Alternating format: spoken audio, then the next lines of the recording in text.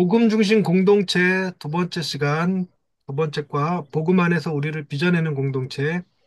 아, 복음 안에서 우리를 빚어낸다라는 말, 워딩, 제목 자체가 하나님께서 일하시는 토대가 공동체라는 사실을 느끼게 해주고 공동체에서 우리를 빚어가고 계신다는 얘기를 하죠. 근데 이제 빚어간다는 말을 들으면 빚어가는 중의 정체성은 다 빚은 작품을 반영할까요? 안 할까요? 야, 이 질문 더럽게 이상하게 한다, 나 지금. 빚어가는 중인 작품은 자기의 정체성을 다 빚은 물건으로 이해해야 될까요? 빚어지기 전인 물건으로 이해해야 될까요?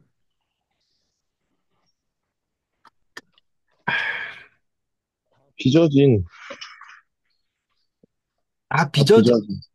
그걸로 이해해야 된다고 생각하시죠? 네, 하나님이 우리를 빚어가신다 그러면 우리의 네, 완성은 굉장히 고귀하고 아름답지 않을까요? 하나님이 작가시면 그분이 빚어내시는 작품이 된다면 굉장히 고귀할 거란 말이죠.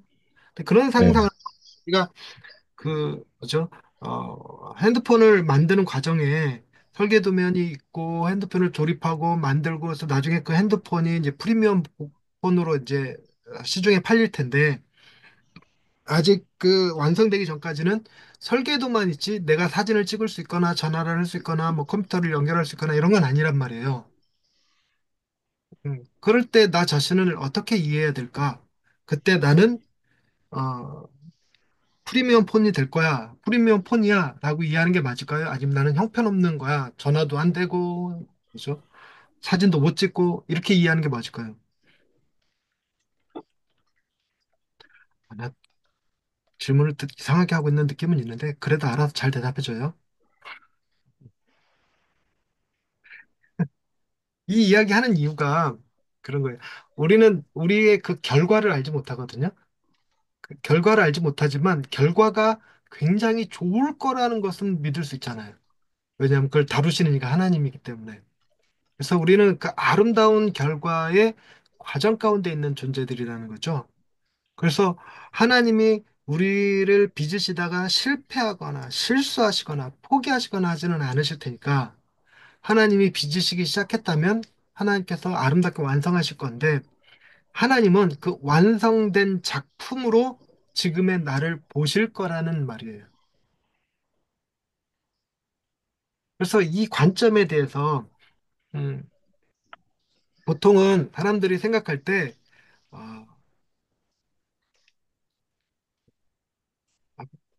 보통 사람들이 생각할 때 잘못된 거, 부족한 거, 이것들을 채워나가다 보면, 고쳐나가다 보면 더 나은 사람이 되어 있을 거야. 더 나은 존재가 될 거야. 이렇게 생각한단 말이에요.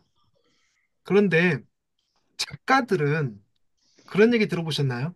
이 나무에서, 이 돌에서 불필요한 것들을 제거해 나갔더니 다비드상이 나왔다.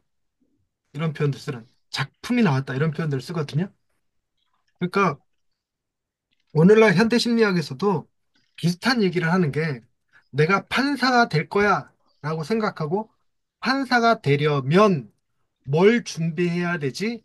어떻게 공부해야 되지? 이러고 접근을 한단 말이에요.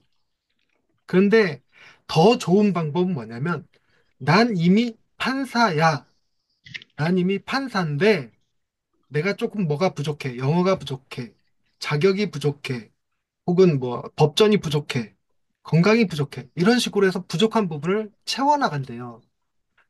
판사가 되기 위해서가 아니라 이미 판사인데 판사로서 부족한 면을 채우는 방식. 하나님은 우리를 둘 중에 어떤 방식으로 다루실까 하는 얘기를 하려는 거거든요. 그래서 하나님은 우리를 다듬어서 빚어서 좋은 작품으로 만드시는 게 아니라 이미 좋은 작품인데 그 좋은 작품이 되기에 요건 조금 부족해 제거하고 요건 조금 더 필요해 덧붙이고 이런 식이라는 거죠. 그래서 우리는 미완성된 작품이지만 하나님 눈에는 이미 아름답게 완성된 작품으로 보여지고 있다는 겁니다. 그게 복음의 속성 얘기할 때 포워드백이라는 개념이거든요. 포워드백, 미래일을 오늘로 갖고 와서 쳐다보는 거. 우리는 그걸 잘 못하는데 하나님은 그렇게 우리를 보고 계신다는 겁니다. 그래, 그런 걸 또 하나 보여주는 이 얘기가 이 가지치기 개념. 그 하나님께서 가지치기 할 때 농부들이 가지치기 하는 방식은 이걸 가지치기 하면 여기서 좋은 열매가 맺힐 거야라는 기대감으로 가지치기를 합니다. 근데 하나님은 기대감으로 가지치기 하시는 분이 아니고 여기에 좋은 열매가 맺힐 텐데 여기 부분이 조금 방해가 되네? 잘라. 여기 부분이 조금 잘못됐네? 잘라. 이런 식인 거죠. 그래서 하나님은 아무런 열매가 없는 우리를 보면서도 이미 충분히 아름다운 열매가 맺혀진 존재로 보신다라는 게 가지치기 개념이거든요. 하나님이 가지치기 했는데도 불구하고 열매가 안 나온다? 그렇진 않아요. 그러면 하나님은 열매를 보시면서 가지치기를 하시는 거죠. 그래서 어, 이 복음 안에서 우리를 빚어내는 공동체를 얘기를 할 때, 이런저런 상황을 우리한테 이렇게도 돼보고 저렇게도 돼보고 이거 어떻게 견딜래, 이거 어떻게 견딜래 하는 방식이 아니라 하나님은 우리에게 이미 그 공동체 안에서 충분히 아름다운 존재로 보시면서 그 아름다운 존재가 되기에 부족한 것들을 채워주시는 방식으로 하신다는 거예요. 아, 나 설명 되게 이상하게 한다는 느낌이 강한데 좀 누가 끄덕끄덕거리면서 들어줘 아니, 봐. 아니요. 진짜 잘 말씀해 주시고, 그러니까, 예, 그러니까 그러니까 이미 하나님은 유성룡 목사님을 귀하고 아름답게 보시는데 정작 유성룡 본인이 자기를 그렇게 안 본다는 거예요. 그래서 하나님이 증명해 주듯이 이것도 넌 견딜 수 있어. 이것도 넌 해결할 수 있어. 여기서 좀 실수하고 실패할지 모르지만 이건 연습이야. 이건 훈련이야. 더 잘할 수 있어. 하나님이 끊임없이 우리에게 네가 얼마나 위대하고 존귀한 존재인지를 공동체를 통해서 계속해서 보여주는 방식으로 한다는 겁니다. 이 두 가지 개념을 제가 굳이 왜 얘기하냐면 우리가 앞서서 얘기할 때 공동체는 작업실이 아니라 뭐라고 말씀드렸죠? 사무실. 말씀드렸잖아요. 그러니까 우리가 실패할 수 있어요. 그래서 하나님이 우리에게 주신 공동체에서 내가 잘 성장하지 못하면 어떻게 되지? 하나님 날 미워하실래나 포기하실래나 버리실래나 이런 개념이 전혀 작용하지 않다는 겁니다. 내가 이 공동체에서 테스트 받는 것이 아니라 내가 이 공동체 안에서 훈련 받는다는 겁니다. 이미 하나님께서 정하신 그 자리에 우리가 적합한 사람이 되기 위해서, 훌륭한 사람이 되기 위해서 하나님이 공동체를 통해서 사용하신다는 거죠. 그러면 여러분과 공동체의 관계를 생각할 때 공동체는 내가 관리하는 단체입니까? 나를 만들어가는 단체입니까? 내가 공동체의 도구입니까? 공동체가 나를 다루시는 하나님의 도구입니까? 바로 되게 이상하다. 하나님의 돌보기. 그렇죠. 그러니까 공동체가 하나님 우리를 다루시는 방식인 거예요. 근데 목사님들은 10중 8구 다 관리자 모드로 공동체를 접근해요.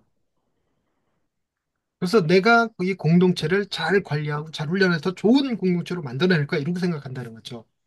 그렇지 않아요. 우리가 일과에서 계속 집중적으로 다뤘던 건 후가 아니라 후다 후.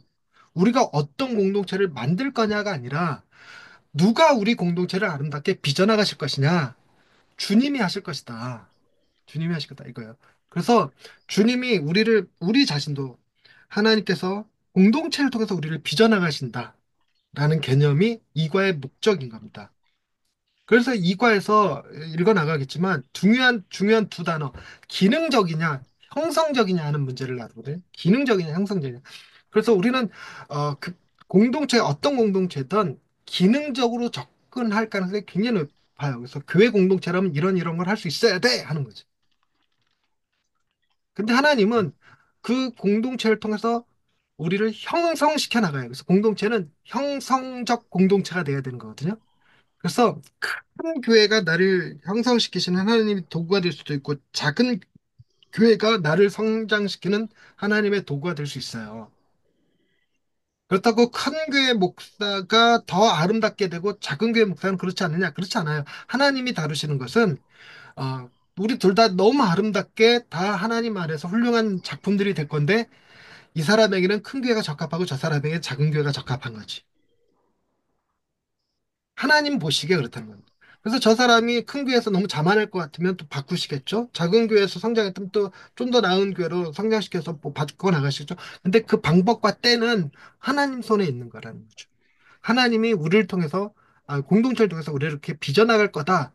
근데 그걸 바라볼 수 있으려면 복음의 눈이 있어야 된다 하는 개념입니다. 자, 큰 그림 그리기 이어나가겠습니다. 류성룡 목사님, 레디, 네, 스타트. 네.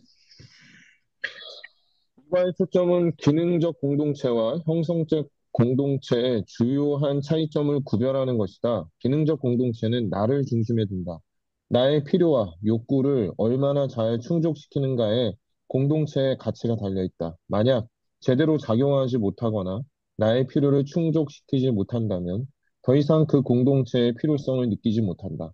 형성적 공동체는 하나님을 중심에 둔다. 그리고 관계의 가치를 둔다. 내 삶의 관계들은 내가 하나님의 형상을 반영하도록 하나님께서 변화시키고 재형성하시는 도구이기 때문이다. 영적으로 우리를 빚어가는 도구로서 공동체를 바라볼 때 우리는 관계 안에서 겪는 모든 갈등과 문제까지도 복음의 약속을 더욱 깊게 믿을 기회로 여길 수 있다. 하나님의 뜻대로 나를 변화시킬 성령님을 의지하는 복음의 기회로 바라볼 수 있다. 네.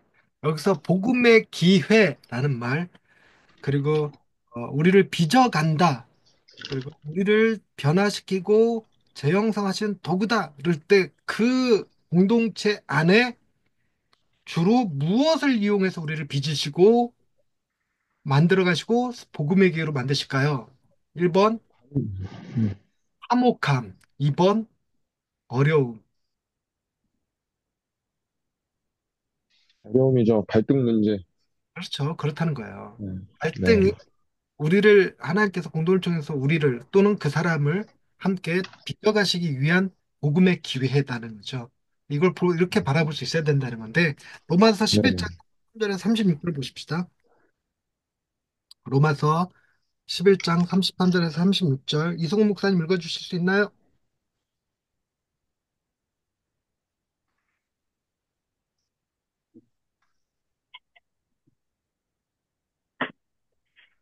이수근 목사님 성경 로마서 읽어주세요.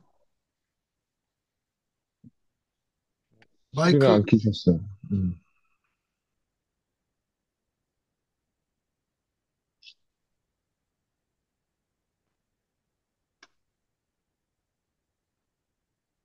5초 안에 못하면 넘어갑니다. 5, 4, 3, 2, 죄송합니다. 로마서 11장 몇 장일까, 몇 절인가요? 36절, 33절에서 36절. 33절에서 36절이요. 네, 네, 알겠습니다. 깊도다 하나님의 지혜와 지식의 풍성함이여 그의 판단은 헤아리지 못할 것이며 그의 길은 찾지 못할 것이로다. 누가 주의 마음을 알았느냐 누가 그의 모사가 되었느냐 누가 주께 먼저 들여서 갚으심을 받겠느냐 이는 만물이 주에게서 나오고 주로 말미암고 주에게로 돌아갑니다. 그에게 영광이 세세에 있을지어다. 아멘. 네.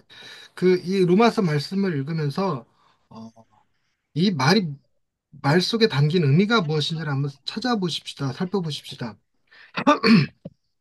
일단 모든 만물의 중심에 누가 있다는 거예요? 하나님이 계시다는 거죠. 그리고 하나님은 무엇이 풍성하신 분이다? 지혜와 지식이 풍성하신 분이다. 뭐가 안 나왔냐면 능력이 나오지 않았어요. 능력. 능력에 대한 얘기를 하는 것이 아니라 지혜와 지식에 관한 얘기를 하는 겁니다. 그리고 그분은 판단받을 대상이 아니세요. 그분이 판단하실 겁니다. 그리고 우리가 그분이 만드시는 길을 예상할 수 없어요. 찾지 못합니다. 그분이 길을 만드시고 이끄시는 일입니다. 근데 우리 애들 그 영어로 된 찬양을 뭐 부르던데 그분은 길을 만드시는 분, 길을 이끄시는 분 이런 가사가 들어가는 노래를 부르더라고. CCC 애들인데. 그래서 우리는 그 누구도 주님의 마음을 제대로 알 수 없고 그의 모사가 될 수 없습니다. 자, 하나님이 모든 지식과 지혜와 지식이 풍성하시며 판단을 받지 않으실 분이라는 사실에 아멘 하실 수 있나요? 예.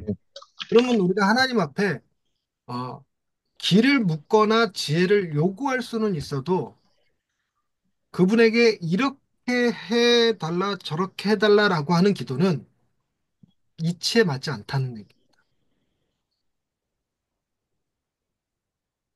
다시 한번 이 공동체에서 그냥 갖다 붙여보면 이런 거예요. 이 공동체에서 관계에 어려움을 겪고 있어. 어려움을 겪고 있으면 우리는 해결책을 뭐라고 그러냐. 하나님, 이 저분이 뭐 화가 풀어지게 해주시고 저분과 관계가 좋아지게 해주시고 뭐 저분이 어떻게 되게 해주시고 이런 기도를 한단 말이죠.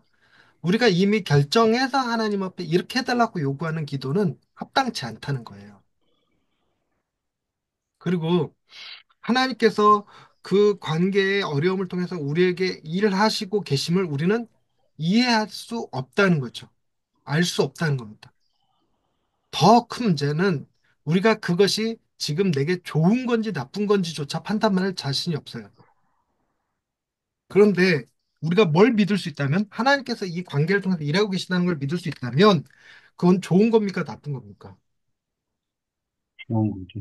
좋은 거죠. 심지어 바울은 자기 육체의 가시를 하나님이 주신 은혜로 고백할 수 있잖아요. 겸손하게 하시려고, 자고하여 넘어지지 않게 하시려고. 음. 그래서 우리는 하나님이 하시는 일이라고 믿으면 관계의 어려움 속에서도 하나님께 영광을 돌릴 수 있게 되는 겁니다. 하나님이 이 일을 통해서 하실 일들을 기대하는 거죠. 기대하는 것. 자, 넘어가십시다. 공동체는 어떻게 우리를 복음 안에서 빚어내는가? 김영준 목사님 읽어주세요. 신앙과에서는 우리가 공동체를 위해 창조되었고 공동체를 위해 구속되었으며 공동체 안에서 변화된다는 것을 배웠다. 또한 제가 우리를 자기중심적이고 개인의 이익만 추구하게 함으로써 공동체를 방해한다는 것을 관찰했다. 이번 과에서는 공동체가 어떻게 우리의 죄와 불신앙을 드러내는지, 그리고 어떻게 우리를 복음의 기쁜 소식에 더 의존하게 하는지 살펴볼 것이다. 다시 말해 공동체에 대한 기능적인 관점에서 형성적인 관점으로 옮겨갈 것이다. 네, 우리는 제 일과를 요약해 줬죠. 공동체를 위해 창조되었고, 공동체를 위해 구속되었고, 공동체 안에서 변화된다고. 공동체는 우리 삶에 있어서 반드시 성장과 생존을 위한 필수 조건이다.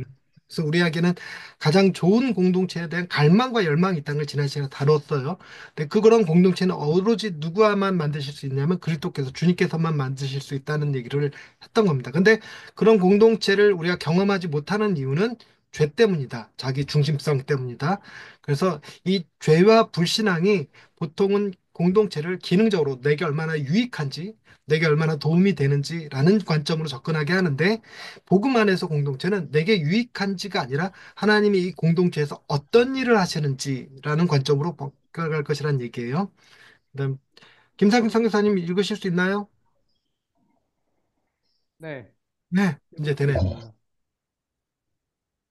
우리는 실용주의에 익숙하기 때문에 공동체에 대해 기능적인 관점을 갖기 쉽다. 알게 모르게 이 관계가 우리에게 어떤 유익을 주는지에 집중하게 된다. 친구는 우리 삶에 의미를 주고 외롭거나 고독하지 않게 지켜주는 존재다. 힘들 때 우리를 지지해주고 함께 축하해주며 목표를 성취하도록 도와준다.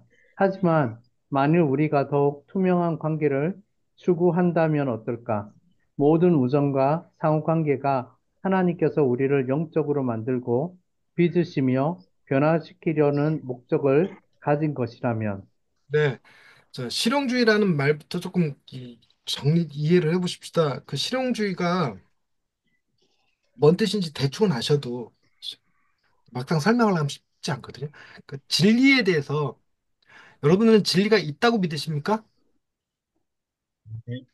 그걸 절대주의라고 그래요. 진리가 있다고 믿는 거예요, 절대주의. 근데 진리가 어, 사람마다 다르다. 어떤 사람은 이게 진리고 저게 진리다. 그래서 확실하게 절대적인 진리는 없다. 진리 자체는 있지만 절대적인 진리는 없다. 이걸 뭐라고 부르는지 아세요? 상대주의라고 불러요. 상대주의. 응.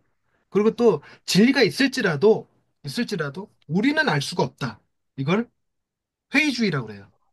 음, 회주의. 그래서 역사는 이 절대주의가 득세를 하거나 상대주의가 득세를 하거나 이런 식으로 발전했어요. 그래서 절대적인 진리가 있다, 없다, 상대적인 것만 있을 뿐이다. 이것이 반복적으로 존재를 했어요. 그래서 절대 진리가 있다라고 생각했던 사람들은 주로 원형에 대한 얘기를 많이 했고, 형이 상학에 관한 이야기를 많이 했어요. 근데 이 상대주의를 얘기하는 사람들은 다 이 형이 하학에 관한 이야기, 물자체, 그 보이는 물건에 대해서, 형상에 대해서 이야기를 많이 했어요. 그러다가 그 중세시대 딱 들어서 회의주의자들이 득세하기 시작했어요. 우리가 보는 게 진짜일까? 이런 회의주의. 눈에 보이는 게 진짜일까? 이런 생각들이. 그래서 회의주의가 깃들었는데, 오늘날에 와서는 진리가 있다, 없다, 모른다가 아니라 내게 도움이 되면 있고 도움이 안 되면 없다. 이게 실용주의예요. 그래서 귀신이 있을까요, 없을까요? 물으면 옛날 사람들은 있다, 없다로 싸우지만 지금은 어, 저런 귀신은 뭐 하나 몰라 저런 인간 안 잡아먹고 이런 얘기할 땐 필요하고 에이 귀신이 있긴 어딨어 이렇게 말할 때는 없는 게 맞고 이렇게 되는 거죠. 이게 실용주의예요. 그래서 내게 도움이 되느냐 안 되느냐. 그래서 오늘날 교회를 다니는 사람들 여러분들 생각에 교회를 다니는 사람들은 절대주의 관점에서 교회를 다닐까요? 상대주의 관점에서 교회를 다닐까요?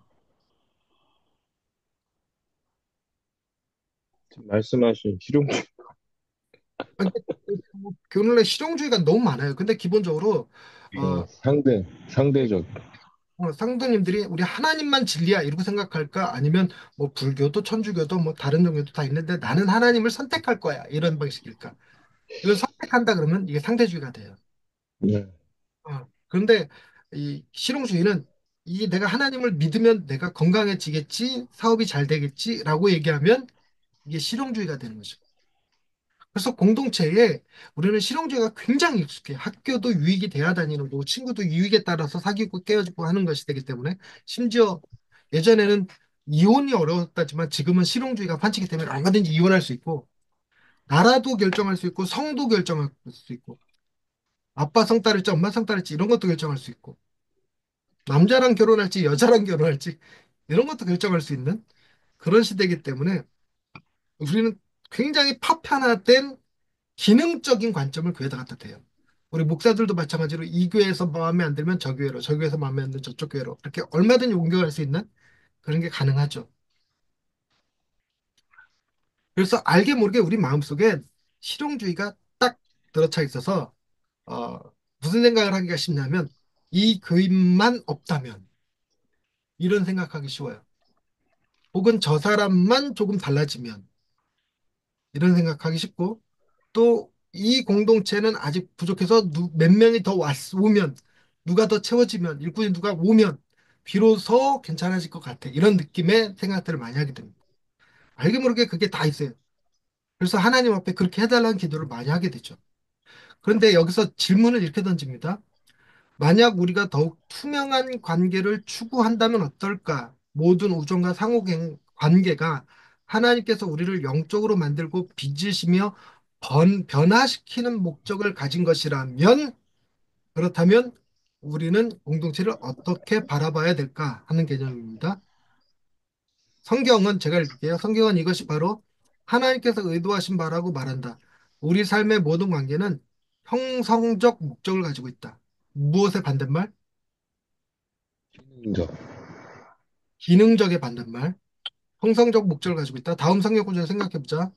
인류의 모든 족속을 한 혈통으로 만드사 온 땅에 살게 하시고 그들의 연대를 정하시며 거주의 경계를 한정하셨으니 이는 사람으로 혹 하나님을 더듬어 찾아 발견하게 하려 하심이로되. 자, 이 말씀으로는 우리의 그 연대와 거주의 경계를 정하신 이유는 하나님을 찾게 하시려는 뜻이 있다. 이 말씀은 공동체에다 대면 우리는 이 공동체에서 우리 공동체에 일하시는 하나님을 발견할 수 있어야 된다라는 개념으로 접근할 수 있을 거예요. 또 오늘 우리가 읽었던 이는 만물이 주에게서 나오고 주로 말미암고 주에게로 돌아갑니다. 그에게 영광이 세세에 있을지로다. 주에게서 나오고 그러니까 이게 뭐죠?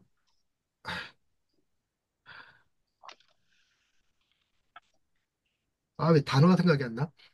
내 삶의 근원, 내 삶의 원, 근원이고 내 삶의 이유고 내 삶의 목적이라고 표현하는 말 있죠. 내가 어디로부터 왔고 무엇 때문에 살고 어디로 갈 것인가. 그 어디는 전부 다 주님이라는 겁니다. 그래서 주님이 컨트롤 하시는 세상이에요, 만물이. 그래서 우리가 처한 상황은 어떤 경계 혹은 연대에 속해 있는 그런 느낌이죠. 바운더리를 정해 주신 거예요. 그를 통해서 우리를 다듬으시고 하나님을 만날 수 있게 찾게 하시는 거죠. 그래서 계속 이어나가면 하나님께서는 우리의 거처와 이웃을 결정하셨다. 우리의 관계를 포함한 모든 것들이 그분에게서 왔으며 그분을 위한 것이다. 우리가 속한 공동체는 우연이 아니다. 하나님의 목적 안에 주어진 것이다. 하나님은 우리 주변의 사람들을 통해 우리를 형성하시고 빚으시며 성화시킨다. 성령님은 공동체 안에서 발생하는 모든 갈등과 실패를 통해 성공과 침묵을 통해서가 아니라 갈등과 실패를 통해 우리의 죄를 드러내신다. 죄가 드러나는 과정이 있어야 죄를 다듬어 갈 수 있겠죠? 그럼으로써 오직 예수님을 통해서만 가능한 우리 마음과 삶의 변화가 절실히 필요하다는 사실을 보여주신다. 이게 형성적 공동체라는 겁니다. 자, 그럼 이 말의 뜻은 우리 안에 공동체에서 제일 중요한 분이 누구시다? 하나님이시죠. 제일 중요하신 분, 하나님. 그리고 우리가 하나님을 알아가는 일이 제일 중요한 문제가 되는 거죠. 자, 류성용 목사님 이어주세요. 네. 다른 말로 표현하자면, 맞죠? 네, 예. 다른 말로 표현하자면 우리는 어쩔 수 없이 자기중심적인 사람일 수밖에 없다. 우리는 우리 삶과 관계의 중심이 되고자 한다. 이것은 나를 중심에 두는 기능적 공동체의 관점으로 이어진다. 우리는 내 삶의 관계들이 나를 중심으로 돌고 나를 위해 존재한다고 여긴다. 하지만 진실은 하나님께서 모든 것의 중심이라는 사실이다. 그분으로부터 그분을 통해 그분에게 모든 것이 있다. 따라서 내 삶의 모든 관계는 궁극적으로 하나님에 관한 것이다. 모든 갈등, 문제, 깨어진 관계들은 하나님을 더 깊이 경배하고 그분의 형상으로 더 온전하게 빚어질 수 있는 기회다. 네. 그러니까 이게 우리가 형성적 공동체를 힘으로라도 고백할 수 있으면 어, 우리 공동체 안에 있는 갈등, 문제, 깨어진 관계들은 축복의 통로죠. 하나님으로부터 우리가 더 깊이 경배하고 형상으로 온전히 더 빚어질 수 있는 기회들이니까. 자, 이쯤에서 여러분의 공동체는 이 관점에서 좋은 공동체입니까? 아닙니까?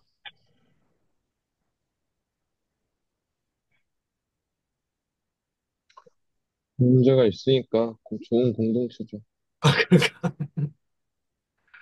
그러니까 복음의 눈으로 보면 복음의 눈이 아닌 상태로 보면 우리 공동체 문제 있어 이거 심각해 이건 잘못됐어 이렇게 생각하기가 쉬운데 복음의 눈으로 보면 아 우리 공동체가 좋은 공동체구나라고 고백할 수 있다는 겁니다.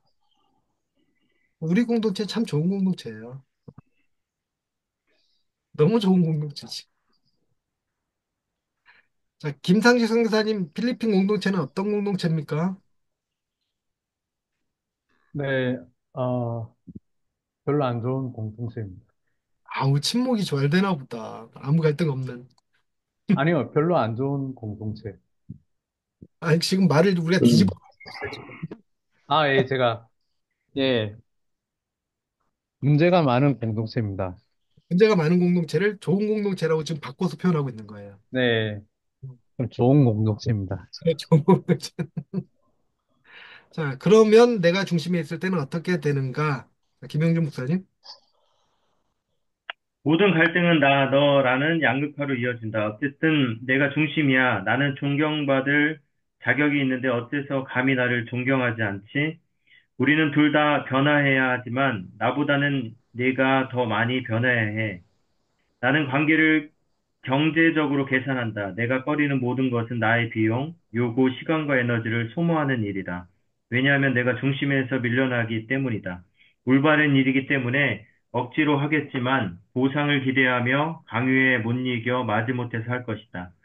나는 결국 내가 진정으로 원하는 것, 의미, 중요성, 안전, 생산성을 얻기 위해 다른 사람들, 하나님과 인간 모두를 이용하게 된다. 네, 반면 이제 이게 우리의 모습이죠. 근데 반면 하나님이 중심에 있을 때 이거는 이제 앞으로 우리가 기대하는 모습이고 이제 누차 말씀드리지만 이런 거는 안 이루어져요. 주님이 오셔야 이루어집니다. 다만 기대만 할 뿐입니다. 기대만. 그래서 이거 지금 우리가 두 번째 하지만 첫 번째 하고 나서 공동체가 바뀌었냐? 아니요. 우리 네. 잊어버려요. 잊어버릴 뿐만 아니라 또 원망하죠. 원망. 그런데 이거 읽으면서 매번 읽을 때마다 느끼는 거지만 양국화 이 부분 이거 교인이 하는 말일까요? 목사님들이 하는 말일까요? 목사님이 대놓고 이런 말은 하지 않겠지만 마음속에 둘 다 변화해야 되는 건 맞지만 나보다 네가 더 변해야 돼. 성도들이 더 변해야 돼. 이 생각을 정말 많이 하지 않나요? 나를 비롯해서.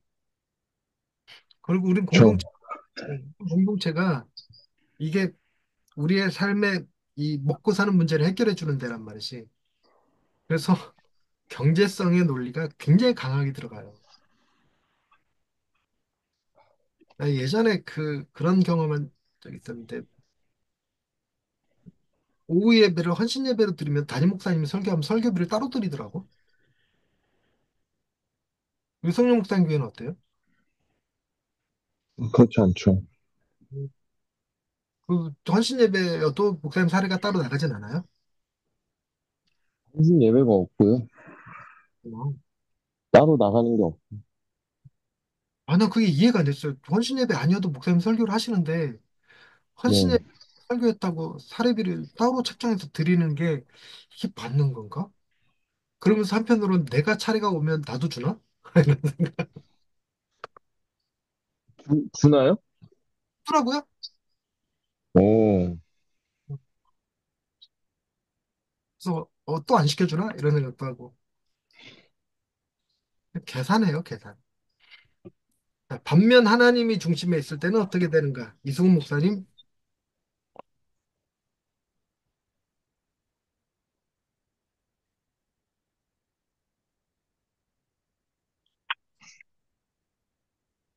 반면 하나님이 중심에 있을 때는 어떻게 되는가? 모든 갈등은 복음적으로 성장할 기회다. 나 너가 아니라 하나님이시다. 우리의 하늘 아버지께서 하나님 외에 다른 것을 신뢰하는 우리의 마음을 깨닫게 해주시고 우리가 회개하여 그분의 형상을 닮은 사람으로 성장하도록 도와주신다. 우리는 관계가 어렵거나 무언가가 잘못되면 일이 잘 안 풀린다고 생각하는 경향이 있다. 하지만 이것이 하나님의 구원 계획의 일부라면 갈등은 사실상 하나님의 사랑의 증표다.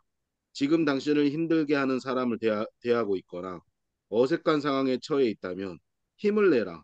이것은 하나님께서 당신을 사랑하신다는 뜻이다. 나는 하나님의 은혜 안에서 인간관계를 생각하는 법을 배웠다. 내가 원하지 않았던 모든 것들이 하나님의 은혜와 성령의 능력을 의지해 이웃을 내 몸과 같이 사랑하는 기회가 되었다.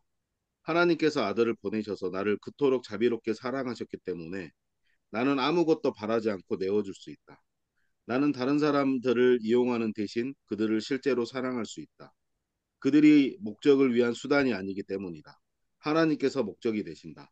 나는 그분 안에 만족하고 다른 사람들에게 그분의 은혜와 선하심을 반영할 수 있다. 네, 자비로운 하나님께서 네. 여기 중간에 갈등은 사실상 하나님의 사랑의 징표다. 일단 여기 아멘. 그다음에 네. 당신을 힘들게 하는 사람을 대하고 있거나 어색한 상황에 처해 있다는 힘을 내라. 이것은 하나님께서 당신을 사랑하신다는 뜻이다. 아멘. 자, 이 두 가지 네. 놓고 여러분들은 사랑받고 계십니까? 기승훈 목사님 사랑받고 계시나요? 예, 한때 사랑 많이 받았습니다. 지금은 좀 덜 받고 있는 것 같습니다. 네, 앞으로도 사랑을 많이 받기를 원하십니까? 덜 받기를 원하십니까? 조금 덜 받았으면 좋겠습니다. 김영주 목사님 지금 현재 사랑받고 계십니까? 뭐, 반반인 것 같아요, 저는. 우리나라 음, 사람들이 반반 좋아하긴 해요.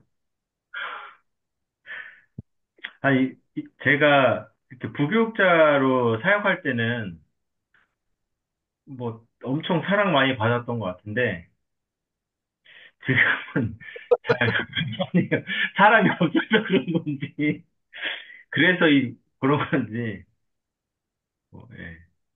근데 여기서 이해할 건 사람이 있다 없다 정도가 아니라 사람이 없어도 지금 없는 상황 그 자체가 내게 힘들게 다가오잖아요.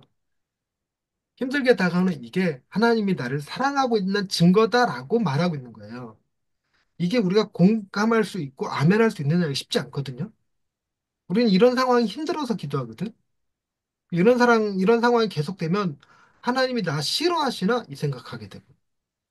근데 굉장히 역설적이게 지금 저자는 이런 상황이 나를 사랑하신다는 증거다라고 해요. 근데 이것이 나를 사랑하는 증거다라고 고백하려면 전제 조건이 뭔지 놓치지 말아야 돼요. 전제 조건이 하나님이 중심에 있을 때 그렇다는 겁니다. 모든 상황 가운데 하나님이 중심에 있을 때. 근데 뭐 어떤 상황이건 내가 중심에 있으면 그거는 축복이 될 수 없죠. 근데 하나님이 중심에 있을 때 이런 어려움들이, 힘든 일들이, 괴로움이 하나님이 나를 사랑하신다는 증거가 될 수 있다고 지금 주장하는 겁니다. 자, 그 다음, 자비로운 하나님께서 여기 이승훈 목사님 지금 읽으셨죠? 네, 성교사님? 네. 자비로운 하나님께서 공동체를 사용하셔서 우리의 죄를 드러내시고 복음을 믿도록 우리를 초청하신다. 복음은 우리의 태도, 동기, 말과 행동을 더욱 깊이 변화시킨다. 이것이 실제로 어떻게 작용하는지 다음 세 가지 질문을 통해 확인할 수 있다. 최근에 공동체에서 겪은 어려움을 생각해 보라. 갈등, 불이치, 오해.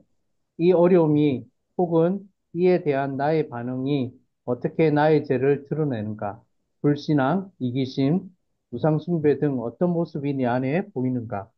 예수님의 십자가, 죽음과 부활은 이러한 갈등에 대해 어떻게 반응하라고 요구하는가? 성령님의 지속적인 사역은 이러한 어려움 한복판에서 어떻게 다르게 반응할 자유를 주는가? 네. 자, 이 부분에서 중요한 건 복음에 대한 이해거든요. 자, 일단 복음에 대한 이해, 좀 복습하는 차원에서 복음 중심의 삶이란 회개와 믿음? 회개와 믿음을 날마다 반복하는 것이다. 근데 회개하려면 뭘 찾아내야 될까요?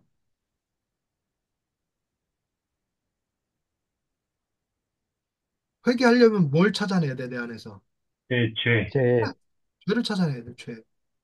근데 지금 논지 자체가 죄는 어디서 드러나는가예요. 어려움 가운데서 드러난다는 거. 어려움, 갈등, 불일치, 오해 이런 데서 죄가 드러난다는 겁니다. 그런데 이런 죄의 문제를 또 온전히 드러내지 않으면 뭐 하게 되냐면 우리가 복음 중심 삶에서 배웠던 위선의 문제. 나는 이거 잘 할 수 있어. 위선의 문제가 나와요. 위선의 문제가 나오면 하나님을 하나님의 거룩하심을 낮추는 나의 행위가 등장합니다. 그러면 그리스도를 의지하지 않아요.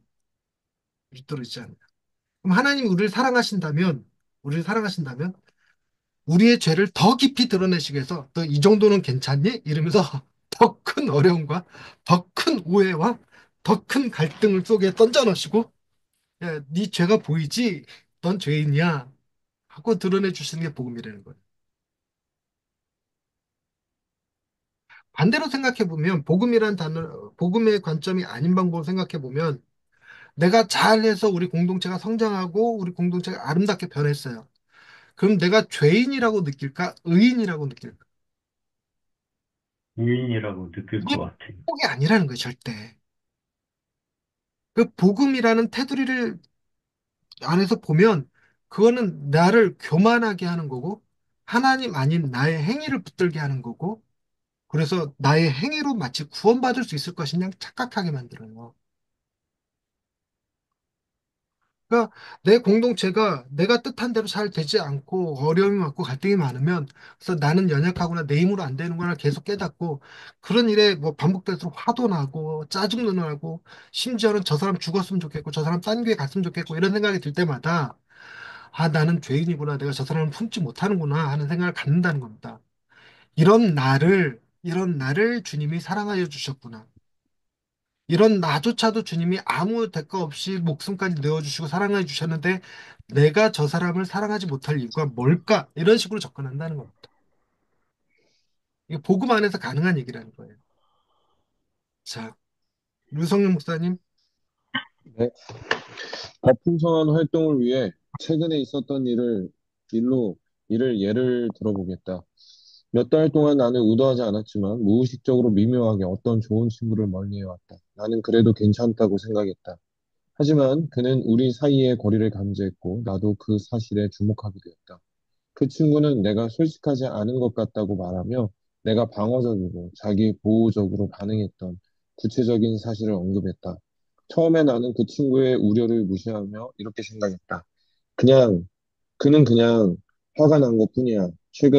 최근 우리의 관계가 그 친구가 원하는 대로 되고 있지 않으니까 우리의 관계가 훌륭하다고는 할 수 없었지만 그렇게 나쁜 것도 아니었다. 우리의 관계는 기능적이었지만 나는 그다지 나쁘지 않은 관계를 개선하는 일에 시간과 에너지를 낭비하고 싶지 않았다. 시간이 지나면 해결되리라고 생각했다. 하지만 성령님은 공동체가 형성적이어야 한다는 사실을 상기시켜 주셨다. 나는 하나님께서 내 친구를 통해 나에게 어떤 말씀을 하시고자 하는지 잠시 물러서서 기도하는 마음으로 살펴보았다.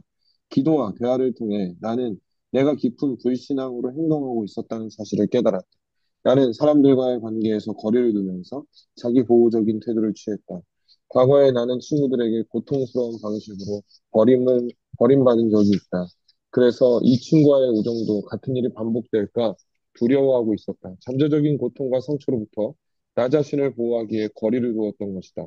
근원적으로 이것은 나에게 복음의 문제였다. 내 친구에 대한 신뢰의 부족은 사실상 하나님에 대한 신뢰의 부족이었다.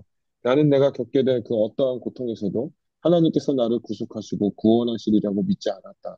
오히려 하나님께 이렇게 말하는 중이었다. 내가 예수님보다 더 좋은 구원자예요. 예수님이 나를 구해줄 거라고 믿지 않아요. 그래서 스스로 나를 구원할 거예요. 네, 나의 여기까지요. 예. 이게 이제 저자의 경험담을 얘기한 건데, 경험담이 무슨 내용인지 요약해 줄래요? 류성윤 목사님? 뭔 말인지?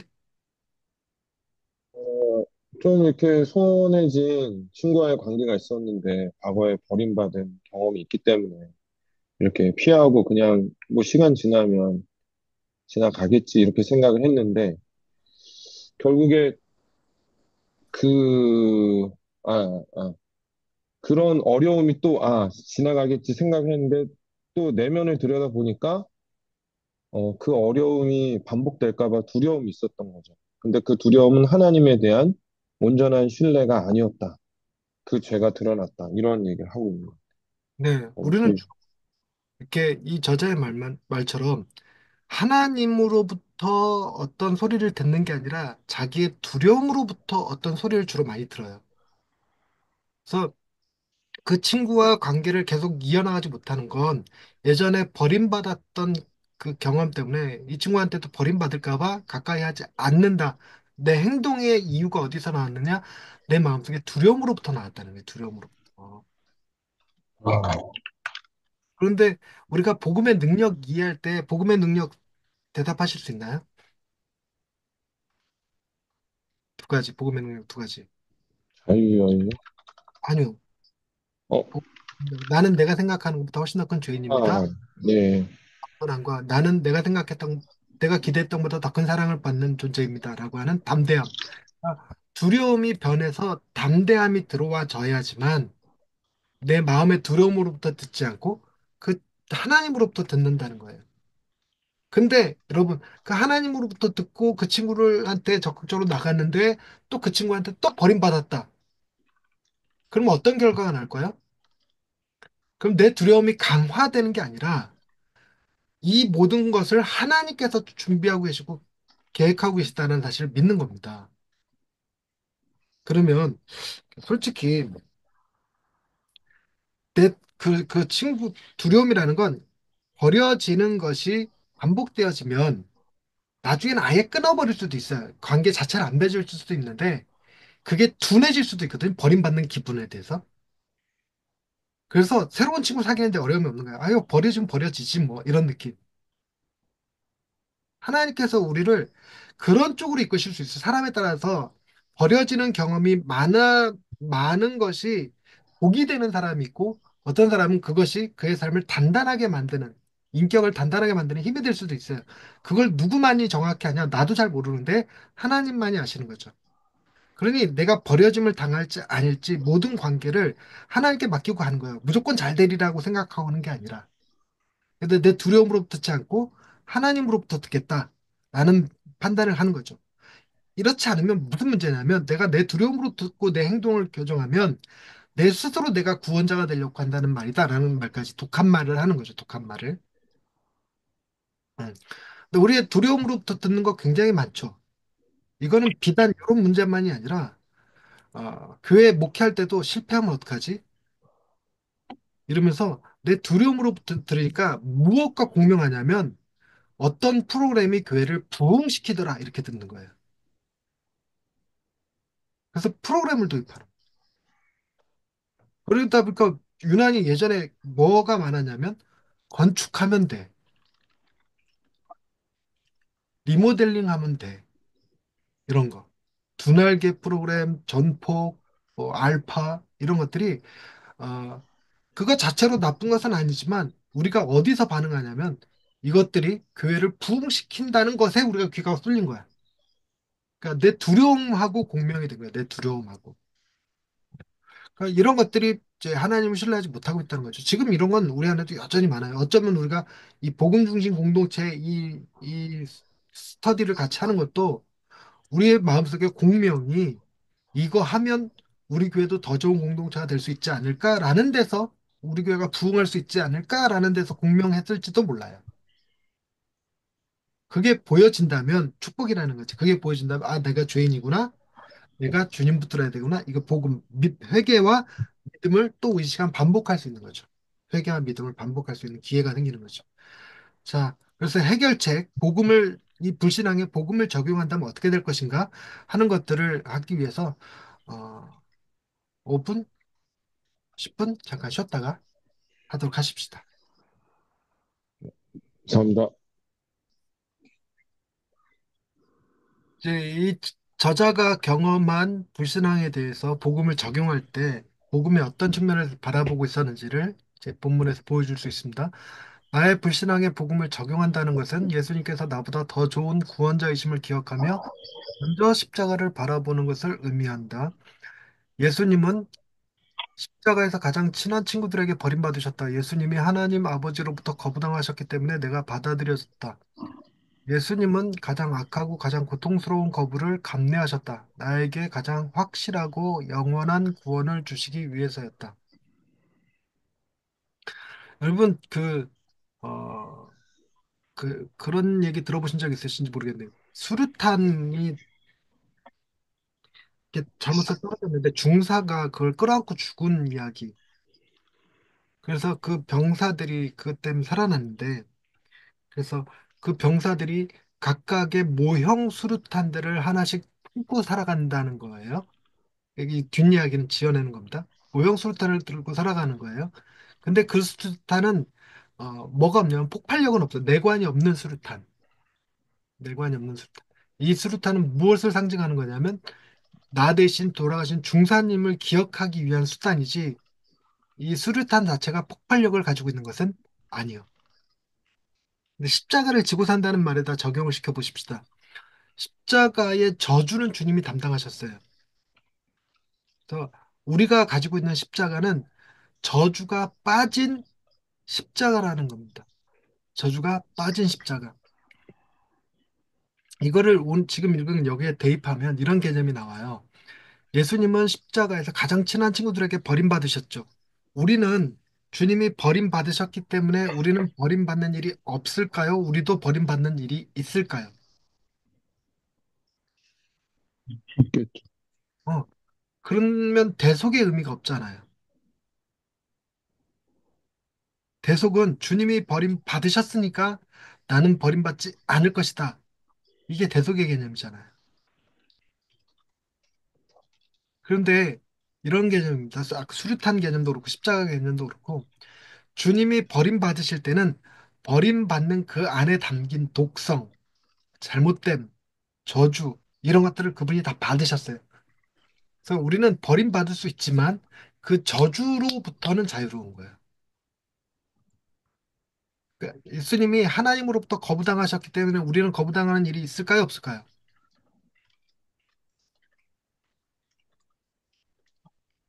이 말이 이상하게 들리지 않나요?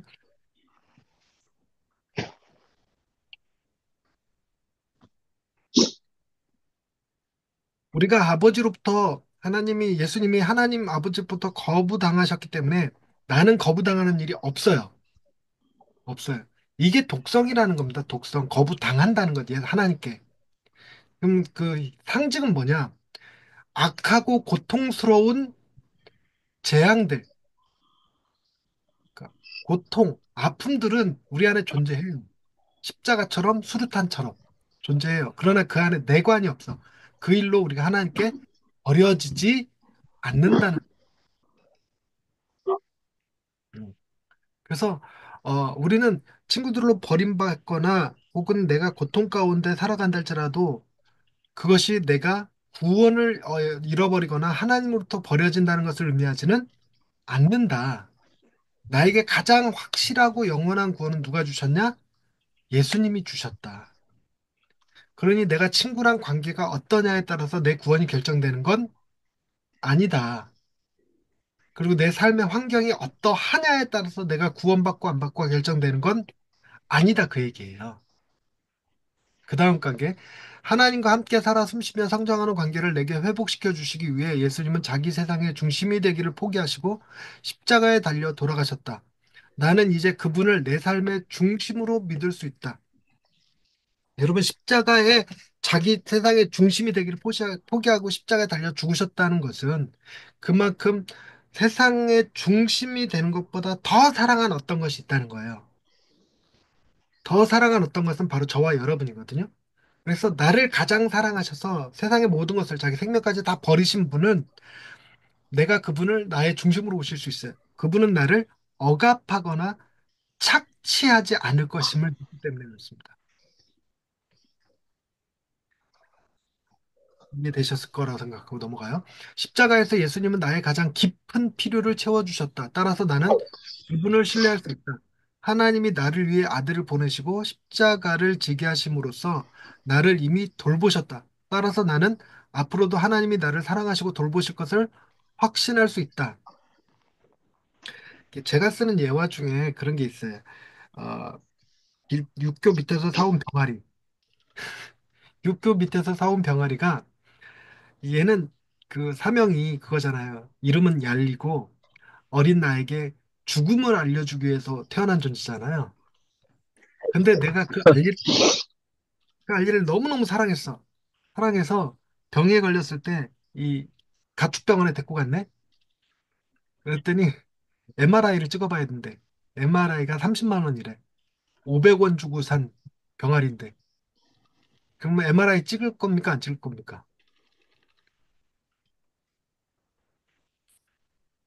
저는 안 만약에 찍죠. 우리는 안 찍어, 안 찍는데 만약에 찍는다면 나에겐 30만 원보다 이 병아리가 더 중요하다라는 고백을 하는 거죠. 그래서 병아리한테 내가 너 500원 주고 샀지만 너는 나에게 30만 원보다 더 큰 가치야. 라는 것을 증명하는 방식이 MRI를 찍는 것일 겁니다. 그랬는데 이 더 억지 같은 얘기를 하는 거야. 의사가 못 고친대. 그냥 죽는데. 그때 열받은 내가 이 소리 듣자고 30만 원 주고 찍은 거 아닙니다. 치료법을 알려주세요. 그랬더니 치료법이 하나 있긴 있는데 당신은 절대 못할 거라는 거지. 뭔데요? 그랬더니 당신의 아들의 심장을 꺼내서 먹이면 산다는 거예요. 당신의 아들의 심장을 꺼내서 먹이면 산대. 그럼 여러분은 아들을 죽여서 병아리를 살리실 겁니까? 이게 말 같지도 않은 소리지. 이게 진짜 말 같지도 않은 소리예요. 근데 그 말 같지도 않은 소리를 누가 하셨냐? 하나님이 하셨다는 거. 나랑 병아리의 관계보다 하나님과 나의 관계가 더 멀어요. 훨씬 멀어요. 하나님은 신이고 우린 인간이라서 아예 종 자체가 갭이 달라요. 근데 우리는 같은 동물로서 인간 대 병아리는 종이 가까워요. 그래서 내가 그 병아리를 살리기 위해서 아들을 죽였어. 자, 그 다음 문제예요.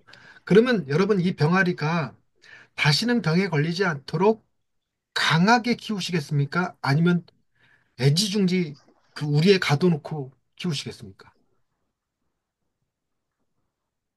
키우고 있죠. 강하게 키운다고, 강하게.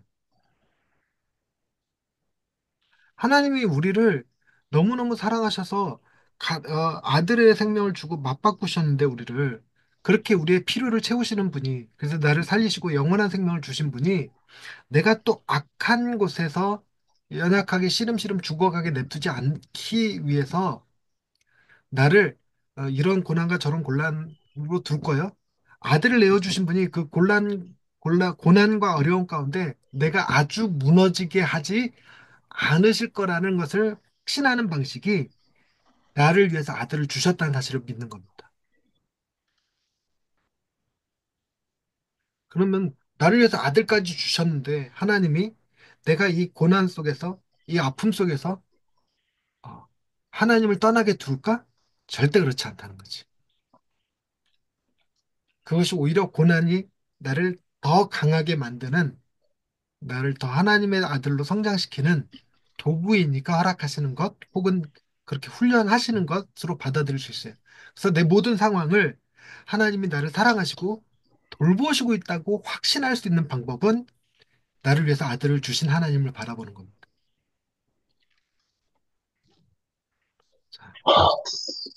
자, 그다음 나의 불신앙에 복음을 적용한다는 것은 나의 십자가, 나의 구속이 이루어진 곳뿐만 아니라 성령님, 예수님의 구속을 내 삶에 적용하고 예수님을 닮아가도록 나를 변화시키는 분의 능력을 바라보아야 한다는 사실을 의미한다. 이게 율법과 복음의 차이. 율법은 요구만 하지 능력을 주지 않아요. 근데 복음은 요구와 더불어서 지킬 힘을 줍니다. 힘. 그래서 하나님이 우리에게 사랑하라 말씀하시면 복음은 사랑할 힘을 주는 거예요. 율법은 사랑할 힘을 주지 않은 채 사랑하라고 말하는 거죠. 그것을 단편적으로 보여주는 게 이런 겁니다. 그 권위라는 건데 제가 유성룡 목사님한테 예전에도 한번 써먹었던 말인데 유성룡 목사님 지금 만세 이렇게 하면 한단 말이죠. 네. 하늘을 날아. 합니다. 근데 하나님께서 하늘을 날아 그러면 어떻게 될까요? 날개 하시겠죠. 날게 한다는 거예요. 그게 복음이라는 거야. 그게 성령님께서 우리 안에 행하시는 일이라는 거죠. 그러니 어떤 상황에서건 내 힘으로 하는 게 아니라 하나님이 내게 무엇을 요구하셨다면 그것을 할 수 있는 힘을 성령님이 주신다는 거죠.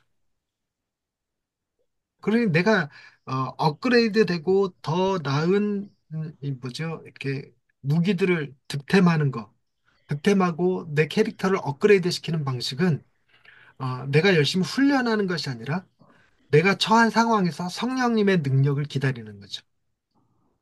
성령님의 능력을 기대하는 겁니다. 자, 그 다음 읽어볼게요.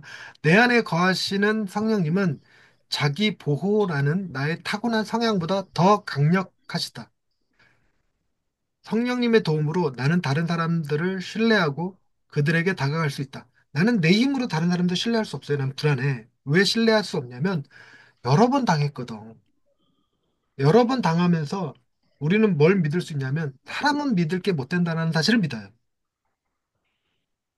근데 그런 상황조차도 성령님은 성령님은 우리에게 그 사람을 신뢰할 수 있도록 돕는다는 거예요. 사기 당할지라도, 배신 당할지라도. 우리는 신뢰하는 힘과 더불어서 배신 당할 수 있는 힘도 주시는 거라. 만약에 류성룡 목사님이 나를 배신 때렸어. 그래서 어디 가서 막 내욕을 해. 내가 하나님을 의지하지 않았다면 류성룡 목사님을 같이 비난할 거야. 같이 비난할 거야. 근데 내가 하나님을 의지한다면 이를 통해서 하나님께서 하시고자 하는 일이 있으시겠구나라를 생각할 수 있다는 거지. 그래서 류성룡 목사님이 나를 배신할 거라는 걸 알아도 계속 사랑할 수 있는 거예요. 신뢰를 맺을 수 있는 거죠.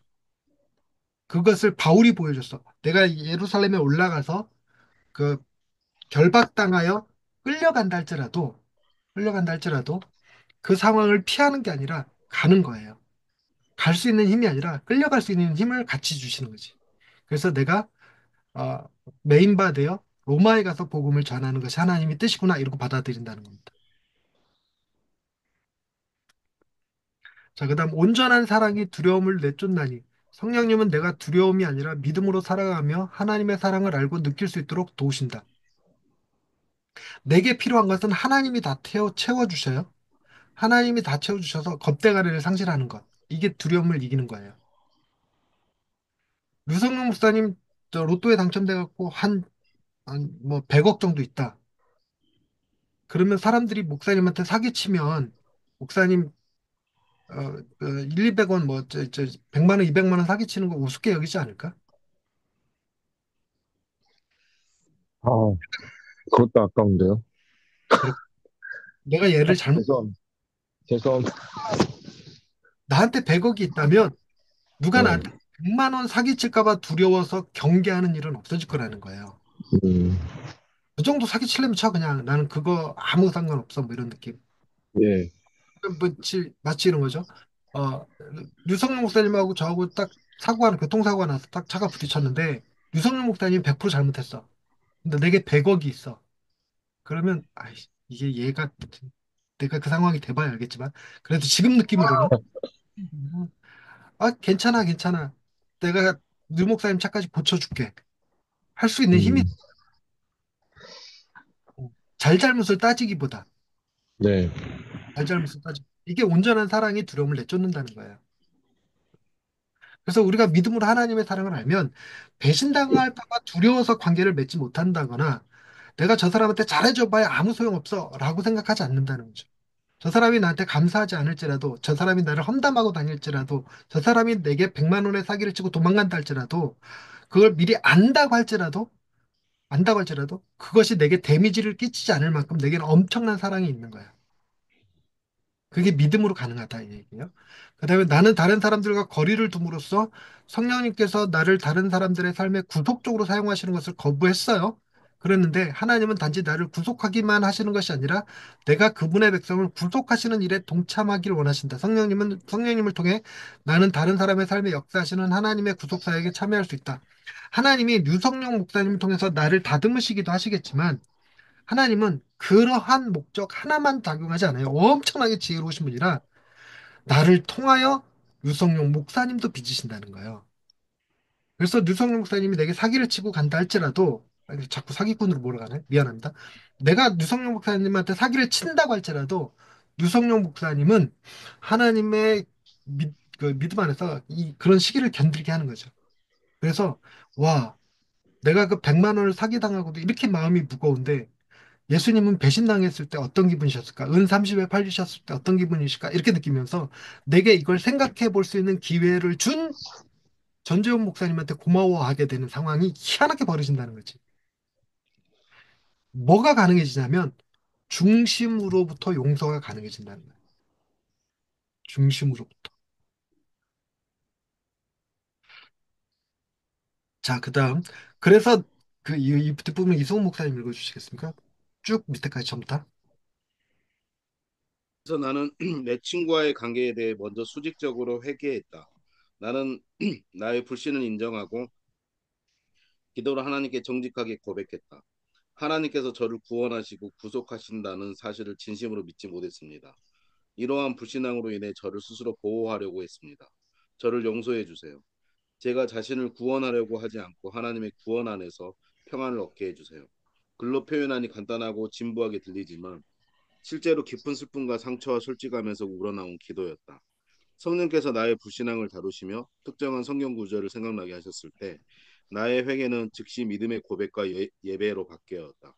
하나님을 향한 수직적 회개 기도를 마친 뒤 나는 친구를 만나 용서를 구했다. 나는 그에게 하나님께서 어떻게 나에게 회개하게 하셨는지를 이야기하고 자기 보호라는 계속되는 싸움의 과정에 함께 해달라고 도움을 요청했다. 방어와 보호가 아닌 그의 우정에 깊은 감사를 느꼈다. 그리고 돌아온 주일 예배에서 예수님을 향한 나의 사랑이 더욱 커짐을 느꼈다. 복음이 실제로 나에게 좋은 소식으로 느껴졌다. 복음은 모든 사람과 상황에 좋은 소식일 뿐만 아니라 당신과 당신의 특정한 문제에 대해서도 좋은 소식이 된다. 그리고 공동체는 복음이 얼마나 좋은 것인지를 보여주는 하나님의 가장 큰 은혜의 수단 중 하나다. 공동체는 기능적일 뿐만 아니라 우리를 형성하기에 반드시 필요하다. 공동체 없이는 하나님이 원하시는 사람이 될 수 없다. 네, 아멘. 그 제가 여담으로 제 경험담을 얘기해 주자면 제가 고등학교 1학년 때 겨울방학 때 겨울 크리스마스 때 목사님이 설교하기를 그렇게 설교한 거예요. 크리스마스 카드는 친한 사람한테 주는 게 아니라 평소에 관계가 안 좋았던 사람에게 주는 것이다. 심지어 자기가 미워하는 사람에게 주는 것이다. 이렇게 표현하셨어요. 갖고 그 말을 내가 실천하려고 우리 반에 2살 꿇고 온 형이 있었어요. 근데 그 그죠? 다른 학교에서도 문제를 일으켜서 온 형이야. 그래갖고 소위 일진이었어요. 학교에. 그러니까 선배들도 못 건드려서 2살, 1학년인데 2살 많으니까 고3이랑 나이가 똑같잖아. 그러니까 싸움꾼이야. 그래갖고 이렇게 똘마니들 거느리고 다니는 거. 근데 거기에 크리스마스 때 직접 줄 용기는 없으니까 크리스마스 카드에 가나 초콜릿이랑 같이 해갖고 그 책상 서랍에다 넣어놨어. 그랬는데 그 형이 늦게 등교를 해갖고 쉬는 시간에 그거 딱 들고 그래 그 손끝으로 이렇게 들고 친구들이 다 볼 수 있게 이렇게 들고 내 앞에 와서 내 앞에서 그걸 흔들면서 이거 네가 넣어놨냐? 이러는 거야. 근데 나는 형이라고 안 했거든 그때 당시에. 나는 그냥 야 그랬었는데 다른 애 똘마니들은 다 형 그랬을 때.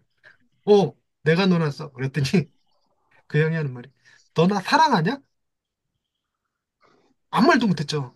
그랬는데 이 형이 학교에서 잘릴 때까지 애들한테 나 건들지 말라고 말해놓은 거야. 그래서 학교 생활이 편했어. 어, 근데 문제는 이 형이 전학 가면서 벼르고 있던 놈이 하나 있었어. 전학 가자마자 나한테 시비를 걸더라고. 그런데 공교롭게 그 전주에 내가 교회에서 무슨 영화를 봤냐면 오른편밤을 찍어서 왼밤을 돌려대라는 설교와 함께 미국에서 만들어진 영화를 하나 보여줬는데 그 영화에서 아이가 이렇게 거친 아이였는데 설교에 그 설교도 은혜를 받은 거야 아이가. 그래서 자기를 치는 애한테 오른편밤을 맞고 이렇게 때리려다가 그 말씀이 생각이 나고 이렇게 왼밤을 돌려대요. 그랬더니 왼밤을 딱 때리고 때린 놈이 도망가 버렸어. 근데 그 친구가 우리 반에 나 괴롭히려는 그 친구가 와갖고 벼르고 있다가 나한테 지 숙제를 떠넘겼는데 내가 숙제를 안 해줬거든. 그랬더니 왜 내가 시킨 대로 숙제 안 해왔어? 그래갖고 그걸 내가 왜 하냐? 이랬다가 딱 때리는 거야. 그럼 딱 맞았어요. 딱 맞았는데 나도 그 생각이 나는 거야. 돌려대는 거. 그런데 영화에서 분명 돌려대면 한 대 맞고 또 끝났거든? 근데 나 이렇게 돌려댔다가 맞고 12대인가 이렇게 맞았어. 이렇게. 조리 돌리면 당했지. 그래갖고 얼굴이 퉁퉁 부었어. 이렇게. 그래갖고 선생님이 종례 시간에 재훈이 너 얼굴 왜 그래? 아주 당당하게 저 새끼가 때렸는데요. 이랬지. 그래갖고 불려나가 원에게 맞았어. 겁나게 맞았어요. 몽둥찜질을 당했어. 그랬는데 그 다음날 나 학교 가는 게 무섭더라고. 그런데 학교에 가는데 그 친구가 나를 화장실로 부르는 거야. 화장실로 따라와. 또 존에게 얻어 터질 생각으로 갔네. 갔더니 그러는 거야. 나 너 그런 애인 줄 몰랐다. 이 말 한마디 하고 갔어. 그러더니 걔가 졸업할 때까지 애들한테 나 못 건들게 해놨어. 왜 그랬어요?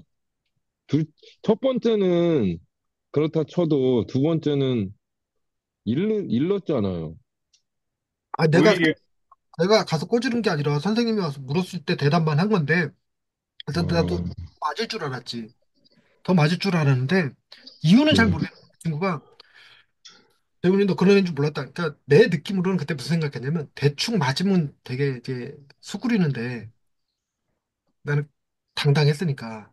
어, 그랬다 그랬지 않았나, 속으로 짐작은 그렇게 해보는 건데, 확실한 건 모르지. 확실한 건 모르는데, 그렇게 된 거예요. 내가 이 얘기를 왜 하고 있지? 저도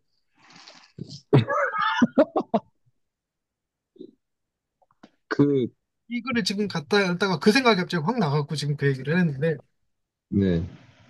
이 내용 자체는 뭘 의미하고 있는 거냐면 우리가 하나님을 신뢰하지 못하기 때문에 자기 보호를 내가 하려는 생각이 든다는 거예요. 음, 그렇죠. 자기 보호를 내가 하려고 해서 친구의 관계도 내가 손해볼 것 같으면 혹은 내가 두려움이 생기면 멀리 할 수 있다는 거지. 그래서 이 저자는 그 친구한테 가서 내가 너를 멀리한 것이 내 두려움으로부터 기인된 거라는 사실을 솔직하게 얘기한 거지. 그리고 나서 용서를 구하는 거죠. 내가 너를 의심했다는 거잖아. 내 두려움 때문에. 그래서 더더욱 친구 관계가 좋아졌다. 이 친구도 좋은 친구였던 거죠. 음, 좋아졌다. 이런 얘기를 하는 거죠. 근데 내가 살면서 지금 또 유성룡 목사님이 오른편 마음을 친다? 그럼 왼뺨을 돌려야 될까? 못할 것 같아. 내가 크리스마스 카드를 내가 싫어하는 사람한테 준다? 못할 것 같아. 음. 근데 여전히 나는 뭐 하고 있냐면, 어, 하나님을 신뢰하기보다 내 자신을 스스로 내가 지켜야 된다는 생각을 갖는 거야. 어. 그래서 우리 교회를 내가 부흥시켜야 되고, 우리 가족들을 내가 먹여 살려야 되고, 이런 것들. 그런데 복음은 그 모든 상황 가운데서 하나님이 하신다는 것을 믿는 거죠. 그래서 내가 배신당할지라도 또 맞을지라도 돌려댔더니 12대를 맞을지라도 그 다음날 화장실에 끌려서 또 맞춰 맞을지라도 그 친구를 사랑할 수 있어야 된다는 건데 사랑하는 건 아니야. 좋은 적합한 비유는 아니지만 음. 우리가 우리 공동체를 대할 때 이런 개념이 있어야 된다는 거예요. 이 공동체를 대할 때 이 공동체의 문제가 나를 다루시는 하나님의 손길임을 기억할 수 있어야 된다는 거지. 최소한 뭐는 볼 수 있냐면 이 공동체의 문제가 내가 해결하려고 그러면 나는 자기 보호라는 불신앙을 드러낸 거예요. 하나님이 하실 거라는 생각을 갖지 않는다는 거지. 그리고 공동체는 이래야 돼, 저래야 돼라고 하는 내 규정에 공동체를 정죄하기도 하고 비난하기도 하는 거죠. 뭐가 부족한 것처럼. 이런 것도 잘못됐다는 거죠. 하나님은 그 공동체를 통해서 나를 형성하고 빚으실 거라는 사실을 믿는 것. 그래서 우리는 공동체 없이는 하나님이 원하는 사람이 될 수 없다라는 것이 결론입니다. 그래서 이 결론을 공동체를 우리가 바꿔야 된다 이렇게 접근하면 안 돼요. 이 공동체가 이러한 상황인 것은 우리 공동체가 이러한 상황인 것은 공동체의 문제가 아니라 나를 빚으시는 하나님의 도구라는 사실을 고백하는 거. 이렇게 생각하셔야 된다는 거. 활동으로 들어갈게요. 공동체 안에서의 구속. 이소금 목사님.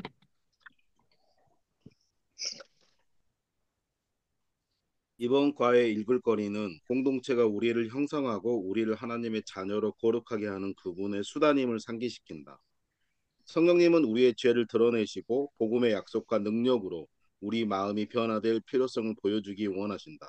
그래서 공동체 안에서 우리의 씨름과 실패를 사용하신다. 추상적으로 생각하면 당연하게 들리겠지만 구체적인 상황에 적용해 보면 이 개념은 진정으로 삶을 변화시키고 우리를 형성한다. 그러므로 잠시 시간을 내어 다음 질문에 대해 생각해보고 공동체 안에서 나눠보자. 1. 네. 최근에 공동체 안에서 개인적으로 겪었던 어려움을 생각해보라. 갈등이나 의견 차이 혹은 오해였을 수도 있고 공동체에 소속되고 싶지 않은 나의 성향 때문일 수도 있다. 네, 2. 목사님, 잠깐만요. 한 하나씩 하나 깨달아 줍시다. 이승우 목사님 교회 사임하고 이제 서울로 가시잖아요. 네. 근데 이 교회를 사임하시게 된 이유는 뭐예요?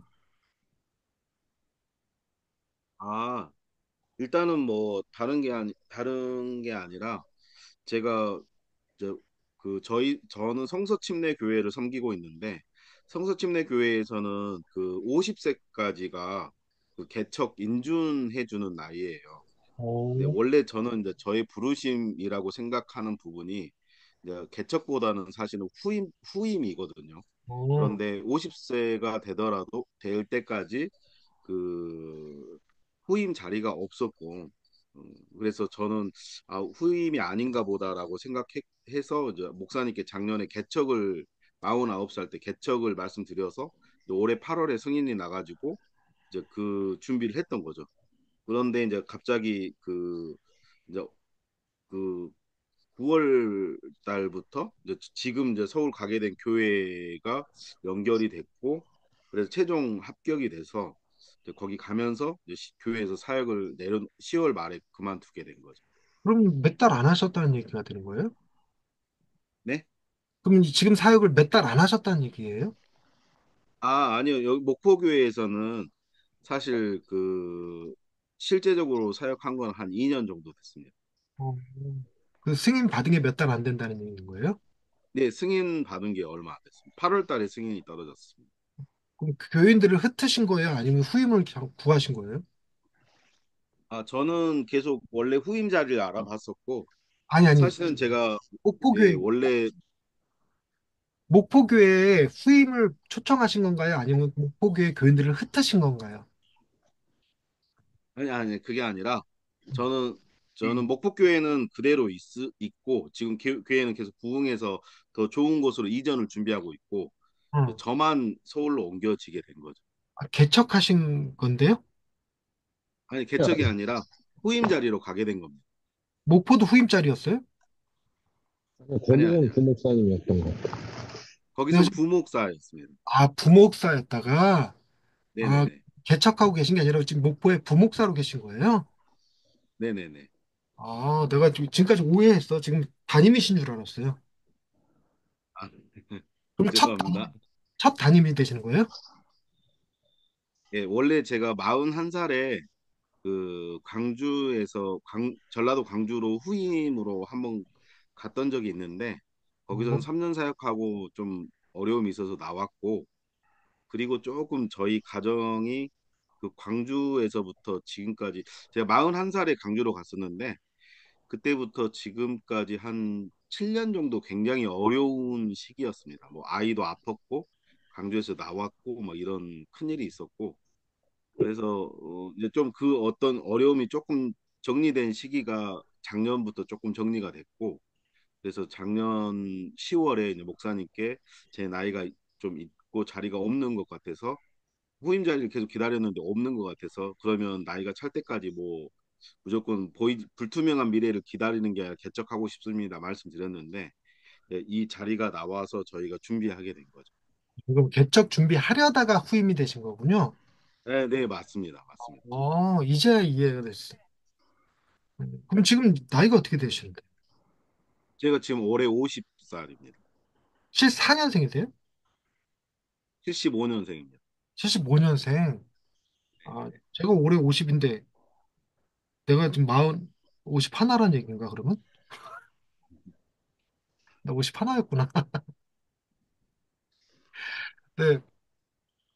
그 갈등이나 의견 차이로 공동체에서 저 어려움을 겪으셨던 적 있으세요? 어,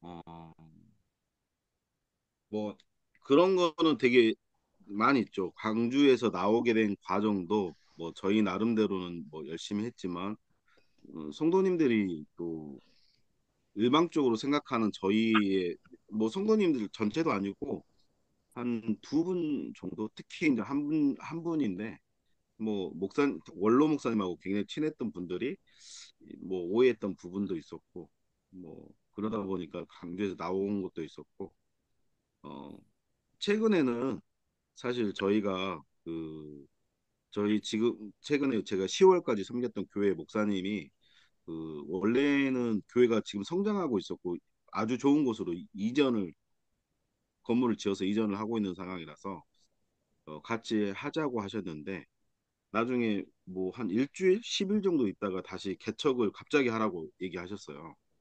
근데 그 과정에서 저희가 이제 목사님을 좀 오해를 했던 게 목사님이 사람이 필요하니까 그 전에 사역했던 목사님한테 저희랑 함께 하자고 말씀하시고 나서도 계속 그분을 콜을 한 거죠. 근데 이제 목사님은 저희가 이제 나갈 거라고 좀 생각을 해서 이제 좀 그렇게 콜을 하신 건지는 모르겠지만 목사님하고 우리하고 소통이 없는 상태에서 그분을 콜을 계속했고 이 소식을 그분을 통해서 저희가 듣다 보니까 왜 이러지? 목사님께서 왜 이렇게 이중 플레이를 하시지? 뭐 이런 오해를 좀 해서 저희가 좀 많이 힘들었던 적이 좀 있었죠. 음. 그걸 복음으로 재해석해 보실 수 있으시겠어요? 어떻게 해야 될까요? 잘. 뭐, 큰 그림으로 보자면, 그거죠. 음. 내가 오해를 받을 수도 있고, 오해도 할 수 있는 사람이구나를 알게 됐다. 예, 이런 정도는, 그렇죠. 그런 상황이 없었으면 나는 오해 안 할 줄 알았지. 나는 신실할 음, 줄 알았지. 뭐 이러는 거. 그리고 사람에 대한 신뢰가, 사람은 연약한 존재라는 것을 목사님 통해서 알 수 있었다. 오늘 목사님도, 불안하니까 이중 플레이도 하시는구나. 어, 하나님만이 가장 나의 선한 인도자가 되시는구나, 라는 걸 깨달았다. 뭐 이런 식으로 얘기해 볼 수 있겠죠. 뭐, 그러니까 이제, 맞습니다. 그런 것도 같고. 예. 음, 저도 예를 들면 이제 그렇게 말씀해 보시면, 어, 저도 이제 제 중심적으로 생각하는 제 상황과 제 입장에서 제 중심적으로 모든 상황을 바라보려고 했던 그런 부분도 분명히 있는 거죠. 만약에 서울로 가셔서 사역을 하실 때, 담임 사역을 하실 때, 어쩌면 오해하거나 오해받을 수 있는 상황을 겪을 텐데, 그런 아, 때를 대비해서 훈련시켜 음, 주셨다. 이 공동체를 통해서 아, 나를 형성시켜 주셨다라고 고백할 수도 음, 있는 거죠. 복음으로 재해석하면. 그래서 내가 음, 복음으로 재해석되지 않으면 그 공동체가 원망스럽거든요, 계속. 나를 음, 쫓아냈던 교회, 나를 오해했던 교회, 이렇게. 근데, 음, 하나님이 더 나은 목회자가 되어서 모든 상황과 환경 속에서 교인들을 잘 서로 중재할 수 있고 돌볼 수 있게 하시려고 그런 훈련들을 시켜준 하나님의 훈련의 장이었구나. 나를 향상시키는 훈련의 음. 장이었구나. 이렇게 고백하면 더 이상 공동체가 미워지지 않는 거지. 네네네. 그럼 그 감사합니다. 공동체를 내가 중심으로부터 용서할 수 있는 힘이 생겨요. 음, 음. 그렇게. 2번 유성룡 목사님 읽고 해결해 주세요. 그런 갈등과 그에 대한 나의 반응은 어떻게 나의 죄를 드러내는가? 불신앙, 이기심, 우상숭배 등 어떤 모습이 내 안에 보이는가? 만일 갈등이나 의견 차이를 떠올렸다면 내게 다른 사람의 죄를 초점을 맞추는 경향은 없는지 생각해 볼 수 있다. 실제로 다른 사람에게도 죄가 있을 것이다. 하지만 이 활동의 목적은 문제 상황을 통해 우리 안에 있는 죄가 무엇인지 숙고해 보는 것이다. 이 말 자체는 그거거든요. 남 탓할 것이냐, 내 탓할 것이냐. 음. 저 얘기해요? 네네. 아, 네. 뭐, 저는 이제 우선은 저번에 한번 나눈 적이 있는데, 이제 김영준 목사님도 아닌 친구인데, 이제 소그룹 리더 중에 한 명이었는데요. 이제 청년들이 소그룹이 좀 더 제 생각에는 좀 더 이제 나눔이 좀 깊어졌으면 좋겠다라는 생각 때문에 이제 소그룹이 세 개예요. 근데 교회에서 할 때는 같이 하고 나갈 때는 또 같이 나갔으면 좋겠다. 왜냐하면 다른 소그룹 나가면 우리도 나가고 싶고 아무래도 카페에서 나눔을 하면 뭐 친교 차원에서는 되겠지만 조금 이제 말씀에 대해서는 못 나눌 것 같다는 생각이 있었거든요. 아무래도. 근데 이제 그 리더인 한 친구가 그거를 왜 목사님이 상관하냐고 딱 이렇게 얘기한 거예요. 상관이란 왜 그걸 왜 목사님이 상관하세요? 그래서 아니 내가 말문이 완전 막히고 엄청 기분도 안 좋고 어떻게 해야 되지? 아예 말을 못하 그걸 왜 상관하느냐? 그냥 단순히 아, 뭐 이래서 좀 나갔다라고 얘기했으면 저도 좀 이해를 했을 텐데 그걸 왜 목사님 상관하세요? 그러면 아, 내가 뭐 일부러 방해하고 상관하려고 한 게 아니라 이렇게 이래서 설명했는데 그러니까 그걸 왜 목사님이 상관하시느냐고요. 이렇게 딱 얘기한 거예요. 그래서 제가 나 혈압 오르 너무 예? 너무 힘들었거든요. 그러니까 제가 이러한 사실 제가 이제 좀 온실 속에서 자랐다는 생각이 들었어요. 흩어진 화평교회 와가지고 긍정만 받다가 부정을 받아본 거예요. 그러니까 처음에는 걔 안 되겠다. 이렇게 걔 안에서 문제를 찾았거든요. 근데 저도 이렇게 지금 와서 최근에 아예 생각 거의 못 하다가 최근에 와서 또 생각을 해봤는데 제가 원하는 대로만 하려고 했던 거죠. 예, 그러한 어떤 제 안에 음, 고집도 있었던 거예요. 제 마음대로 하고자 하는. 그래서 좀, 아쉽다. 이런 생각을 좀 진짜 했었습니다. 네. 아, 목사님이 그걸 왜 상관하세요?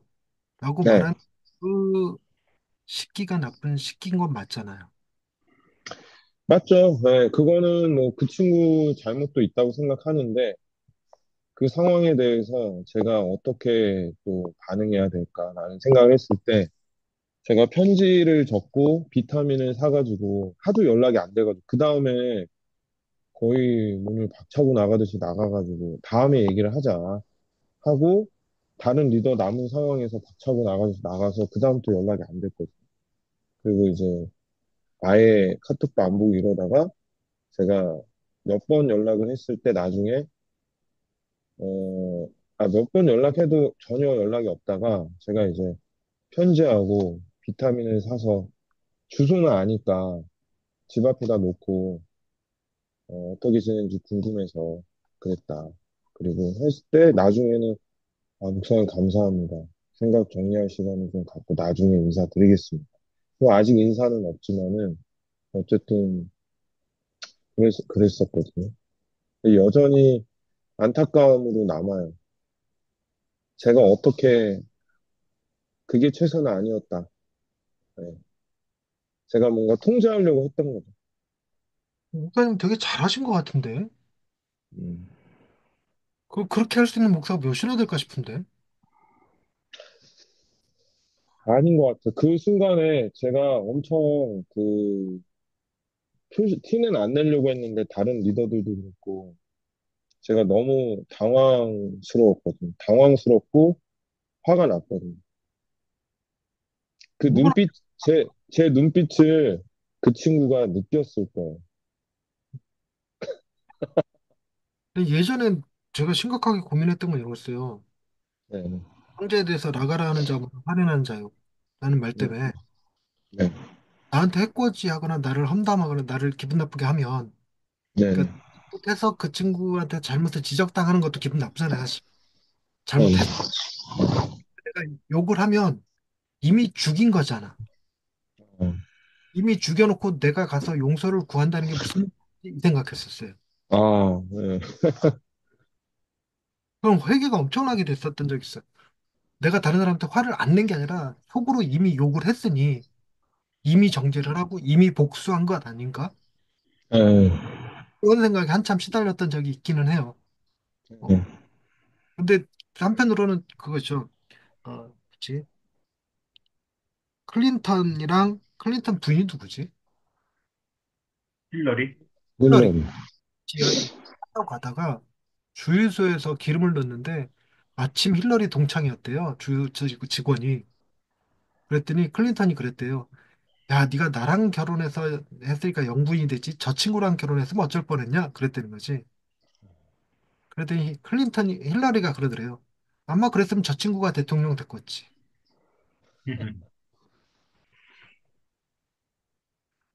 그러니까 평강공주를 만났으니까 바보 온달이 장군 됐지.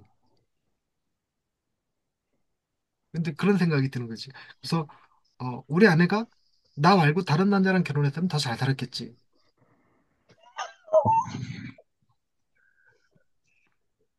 그지? 예. 그런 생각 드는 거죠. 내가 오늘 상황이 안 좋나? 이 말을 왜 했는지 또 잊어버렸어.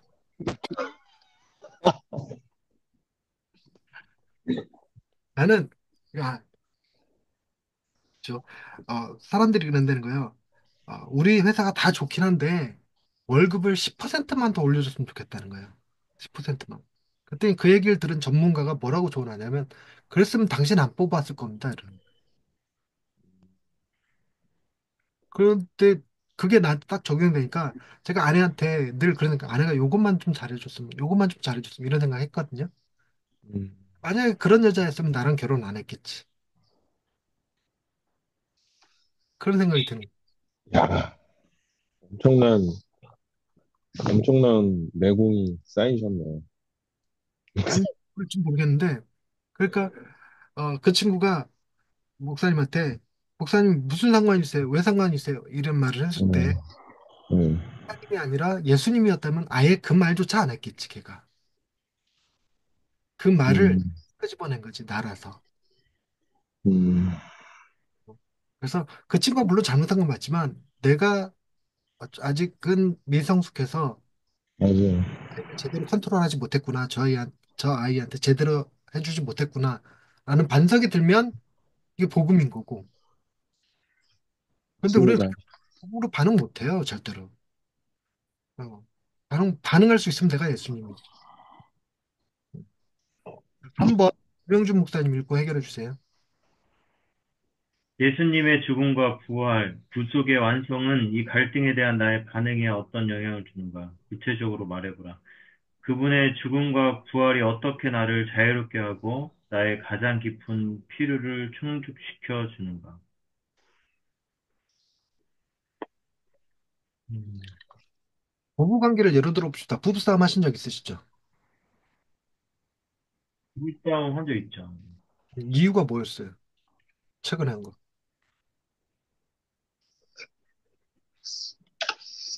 음. 부부싸움 잘 안 하시구나. 소화게는 하는데 뭐 요새는 잘 안 해요. 거의 안 해요. 음. 화목해서 아니면 서로 이제 적당히 무시할 줄 알아서.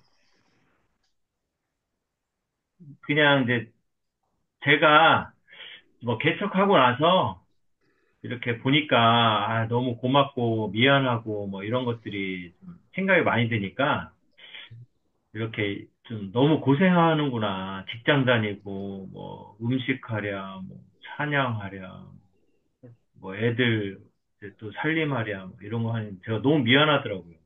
그러니까 그냥 또 제가 이제 허리도 많이 예전에 아파서 도와주지 못했고 그래서 그냥 감사해요. 웬만하면 그냥 제가 다 이렇게 도와주려고 하는데 뭐 잘은 안 되죠. 잘은 안 되는데 하여튼 그럼 부부싸움 말고 그럼 교인과의 갈등이나 혹은 친구의 갈등 최근에 있었나요?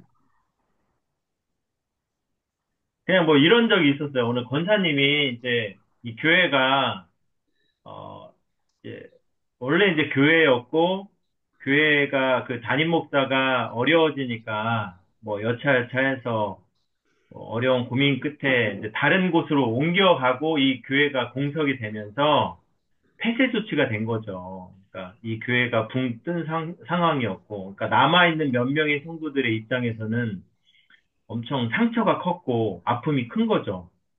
그리고 이분들이 얼마든지 다른 교회에도 갈 수 있는 상황인데 어쨌든 제가 새롭게 가서 와서 새로운 교회를 시작한 거잖아요. 근데 이제 성도들 입장에서는 이제 마음 가운데 그런 게 있었더라고요. 그러니까 제가 그 부분을 어느 정도는 생각은 했지만 그렇게 깊이 생각은 못 했던 것 같아요.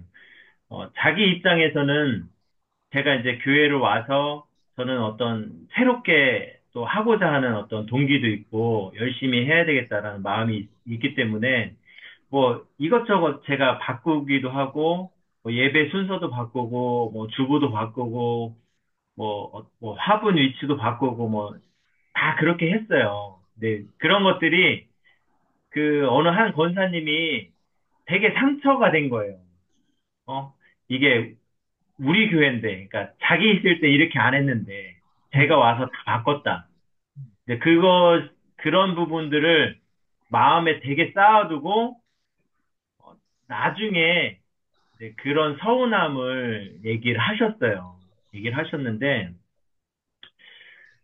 근데 제가 그 얘기를 처음 들었을 때는 저도 약간 화가 나더라고요. 아니, 지금 뭐 교회가, 그 교회는 다 끝났는데, 이제 그런 생각이 들었었는데, 그분의 입장에서 생각해 보니까, 진짜 여기서 뭐, 이제 그 초창기부터 지금까지 이 교회에 있었던 분인데, 그걸 생각해 보니까 너무, 그분 입장에서는 너무 힘들었겠구나.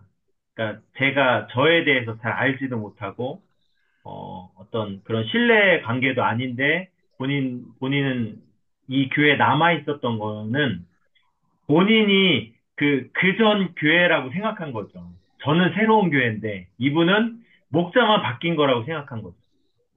네, 그러면서 그 입장을 생각하니까, 충분히 그럴 수 있겠구나.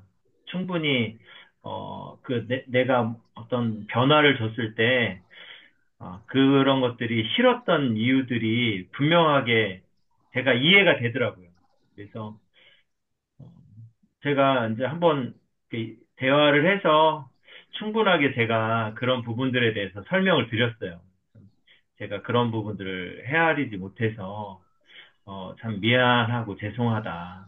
그리고 제가 여기에 온 그런 배경들도 다시 한번 좀 속 깊게 얘기를 했어요. 그렇게 얘기하니까 그분이, 좀 풀리더라고요. 그런 것들이 좀 풀렸고, 이제 그분도 저를 이해하게 된 거죠.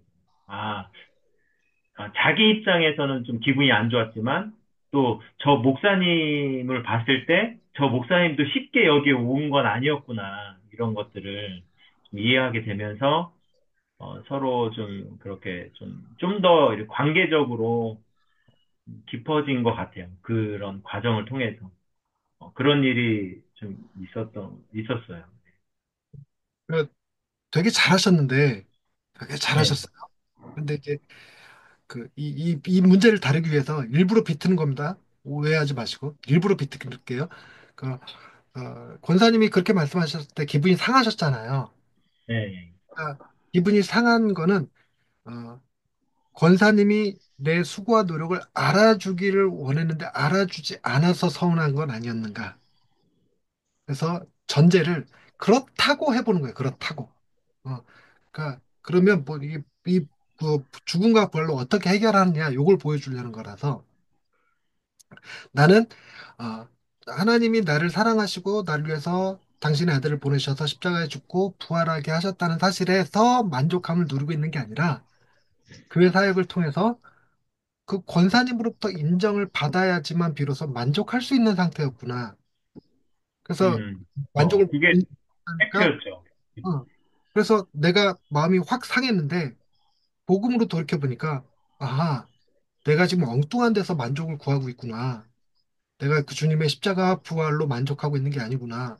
라는 것을 깨닫고 또 깊이 생각한 끝에 내가 교회를 건물을 목회하는 게 아니라 성도를 목회했어야 되는데 성도의 마음을 미처 헤아리지 못했구나 내가. 자, 이런 자기 반성도 하게 됐다면 뭐를 할 수 있냐면 인정은 내가 하나님께 받는 걸로 충분히 채워졌으니까 나의 깊은 필요 인정을 하는 게 다 채워졌으니까 내가 권사님한테 인정받으려는 것이 아니라 권사님한테 사랑을 나눠주기 위해서 사랑을 주기 위해서 그분과 대화를 해야겠다. 머리 숙여야 되겠다. 음, 괜히 나한테 야단을 치더라도 내가 잘못했다고 하겠다. 그냥 이런 음, 마음을 가졌다면 이게 죽음과 부활이 내게 복음으로서 역사한 거야. 음. 일종의 그렇게 된 것 같은 느낌은 좀 들어서 일부러 비튼 거고.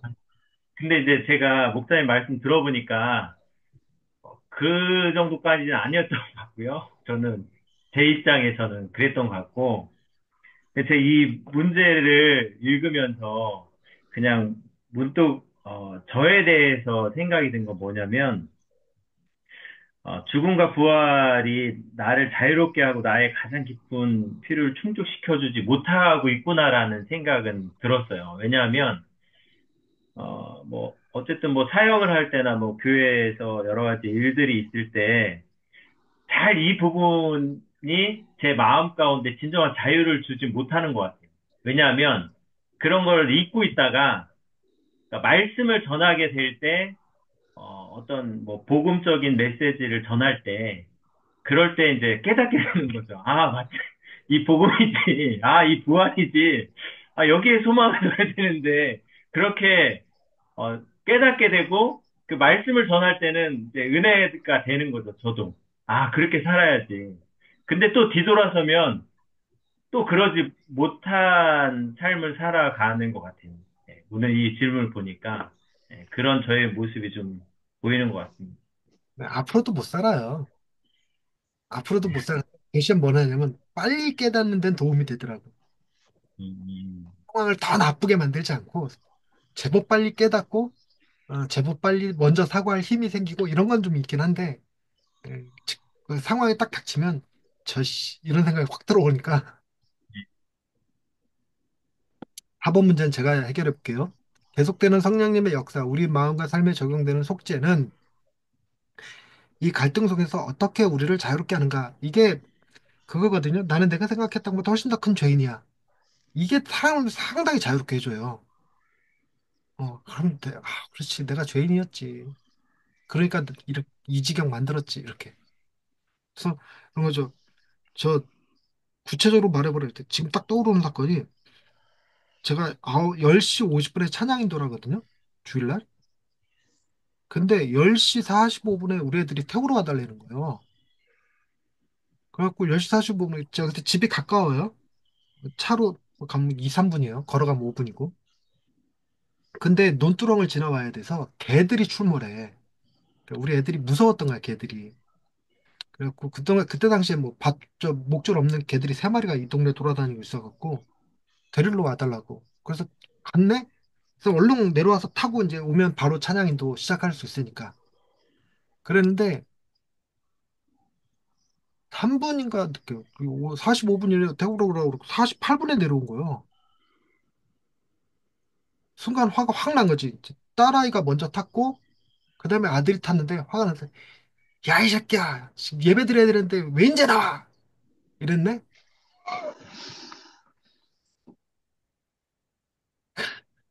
그랬는데 딸이 화장실 가느라 늦은 거야. 아들은 기다려주느라 늦게 온 거고. 근데 딸한테 화를 냈어야 되는데 아들이 뒤에 탔으니까 아들 때문에 늦은 줄 알고 아들한테 화를 벌컥 냈지.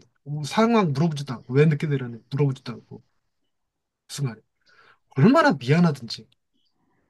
근데 이걸 적용해 보면 이거지. 나는 내 아이들을 사랑하는 것보다 예배를 제 시간에 시작해야 된다는 것을 더 중요하게 여기고 있었구나. 그걸 통해서 내가 예배를 얼마나 소중히 여기는지 의로운 자에게 표하고 싶어 했구나. 라는 생각이 들게 만들어요.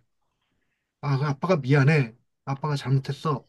이런 말을 할 수 있었어. 내가 아빠가 10시 50분에 찬양 인도를 해야 된다는 생각에 너무 마음이 조급했어. 미안해. 이렇게 고백할 수 있는 힘이 생기더라고. 그날 그렇게 고백했어요. 어, 그래도 나중에 가서 아들한테 이제 혹시 그때 일이 뭐 상처로 남아있지 않을까 물어봤는데 잊어버렸다고 애는. 기억 없대요. 뭐 그런 일이 있었는지. 다행이지. 성령님의 임재와 권능은 어떻게 우리가 구속적으로 행동할 수 있는 어떻게 우리가 구속적으로 행동할 수 있도록 자유를 주는가? 내 힘으로는 못하는데 내가 그 잘못을 깨달을 수 있는 힘. 그래서 그 잘못이 그죠? 내가 애한테 화를 냈다는 그것 자체가 내가 생각보다 죄인이라는 사실을 깨닫게 해주는 거야. 아, 나에게 실망할 게 아니지. 예전 같았으면 나한테 실망했을 텐데 그런 그렇지 내가 죄인이지. 그러니 나한테는 예수님이 필요하지. 하는 마음으로 이렇게 자유가 좀 생기더라고. 얽매이지 않고. 약간 흑역사긴 한데 얘기할 수 있는 거리가 됐어. 즉, 어떻게 우리가 기쁨과 예배와 자유 안에서 악으로부터 하나님의 선을 이끌어내게 하는가? 악으로부터 하나님의 선을 이끌어내는 건 내가 먼저 사과하는 것밖에 없죠. 사과할 수 있는 진정성, 용기, 내가 뭘 잘못했는지 알게 되는 거. 그렇죠. 오해했어도. 그렇죠. 자, 이 정도로 하고요. 그래서 만약에 그 아이들이 그때 늦게 날아오지 않았더라면 내가 얼마나 예배 시간에 대해서 우상적으로 여기고 있었는지를 몰랐을 거라. 그걸 통해서 내가 진실보다 내가 예배를 제 시간에 시작하는 걸 더 중요하게 여겼다는 사실을 알게 해준 사건이었다. 이렇게 고백할 수 있는 거죠. 그렇다고 해서 예배 시간에 자유를 가지냐? 그렇진 않아요. 지금도 10시 50분이 됐는데 딴짓하고 있으면 화나. 티 안 내려고 노력은 해. 근데 심지어는 10시 50분인데 아내는 아내대로 딴 거 하고 있고 애들은 애들대로 딴 거 했고 우리 애들은 PPT 이거 해야 되거든요. 그래도 그냥 9시 50분 되면 예배 시작합니다. 이러고 앞에서 이제 기도 시작해버려. 야단 안 치고 뭐라 안 하고. 기도하고 눈 떠보면 다 자리에 들어가 앉아 있긴 해. 자리에 앉을 때까지 기다렸다 기도하지 않아. 옳은 건지 아닌 건지 모르겠지만. 그래서 나는 지금 뭐죠? 제 시간에 예배 자세가 안 맞춰 있다고 해서 화나는 일은 없어졌어. 그런 건 좀 없어졌어. 네. 오늘 여기까지 하고요. 다음 주에 공동체를 빚어내는 복음. 공동체가 우리를 빚어냈다면 공동체 역시 빚어져야 돼요. 복음으로 공동체를 빚어내는 일에 대해서 다루게 될 것입니다. 다음 시간에 뵙도록 하겠습니다. 수고하셨습니다. 알겠습니다.